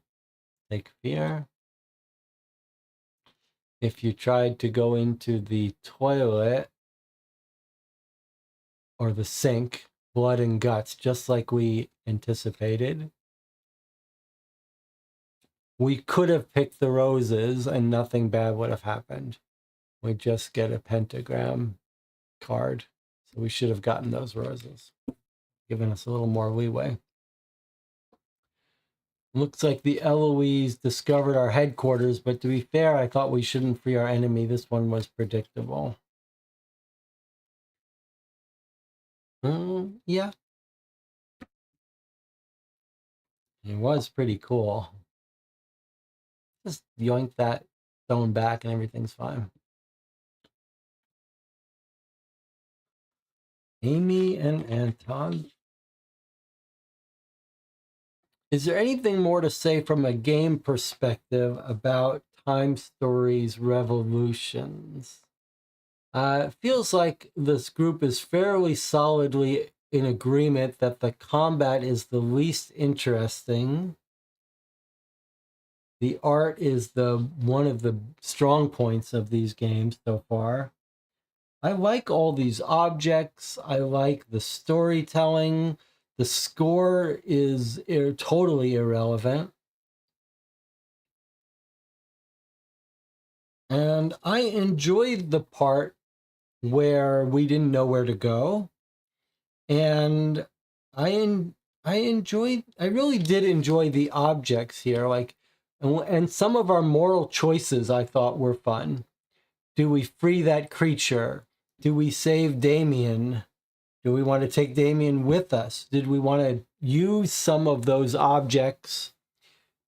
It was an interesting choice how we had those pentagram objects that we could have used up or kept. We weren't sure how they were going to be used. That mechanic actually works very well as to create tension and illusion, to give players things that they're not sure if they're going to need. Whether it was the book, the Liber Mortis, or those items that had the pentagram but also had an ability, just walking around with this card that you could use as a benefit or you could hold on to for some unknown potential purpose is a very smart self-balancing mechanic, because if the players desperately need it, they can use it. But otherwise, they are on their own, putting themselves at a handicap and saying, we're not going to use it, because we might have use for it in the future. So that's I think that's as a general mechanic for self-balancing, a very smart thing. Okay. Then Jonathan here is talking a little bit about how we cheated a couple times in minor ways, like the key we allowed ourselves to use. I still think we would have succeeded. We would have succeeded fine without that key because we had plenty of Azrak to use. We could have used that creature's update to give us 8 extra tokens to pass our tests. So I think we would have done fine, but it still was close. Anna says these one-off stories aren't bad. The overarching story is their Waterloo. That the XP, the combining the continuing narrative of connective tissue between these missions and this sci-fi agency world is the weak part. I would agree with that. All right, well, I did think this worked perfectly in our spooky October stuff. It was a spooky, fun game to play. Yeah, very enjoyable. I would absolutely recommend this box to a group, especially if you can pick it up for under $20, for sure. And what, we've played 9 hours. We got 9 hours out of it or so, maybe a little bit more. I had fun. All right. Well, congratulations to this group. There is only one more box in the Time Stories Revolution series so far. Maybe they're going to make another box. We don't know. It's been a year or so since they did release a box. But we still have Midsummer to play. All right. I'll see some of you tomorrow for our third letter in our Dear Holmes case, Brush with Death, the final letter telling us how the story unfolds. You still have time to catch up with that series if you watch the 2 previous episodes, which are about an hour each. And that will be in 10 hours, just enough time to get a little bit of sleep. And then next week we'll be playing Blair Witch. Because we had a full night tonight, there won't be anything extra tomorrow other than Dear Holmes. So we'll play Dear Holmes, we'll take a break, and then we'll meet up again on Tuesday for Blair Witch Season 2. Last comments. Anna says, I guess these cases were meant to be played twice. First to try everything, and the second one for a good score. I just don't think anyone would play it twice. I think that I would agree with that. I'm not sure. No one would play it twice, especially if you failed, you might play it twice. But I agree, this isn't really the kind of game I would want to play twice. All right. Thanks for joining me. I'll see you next time.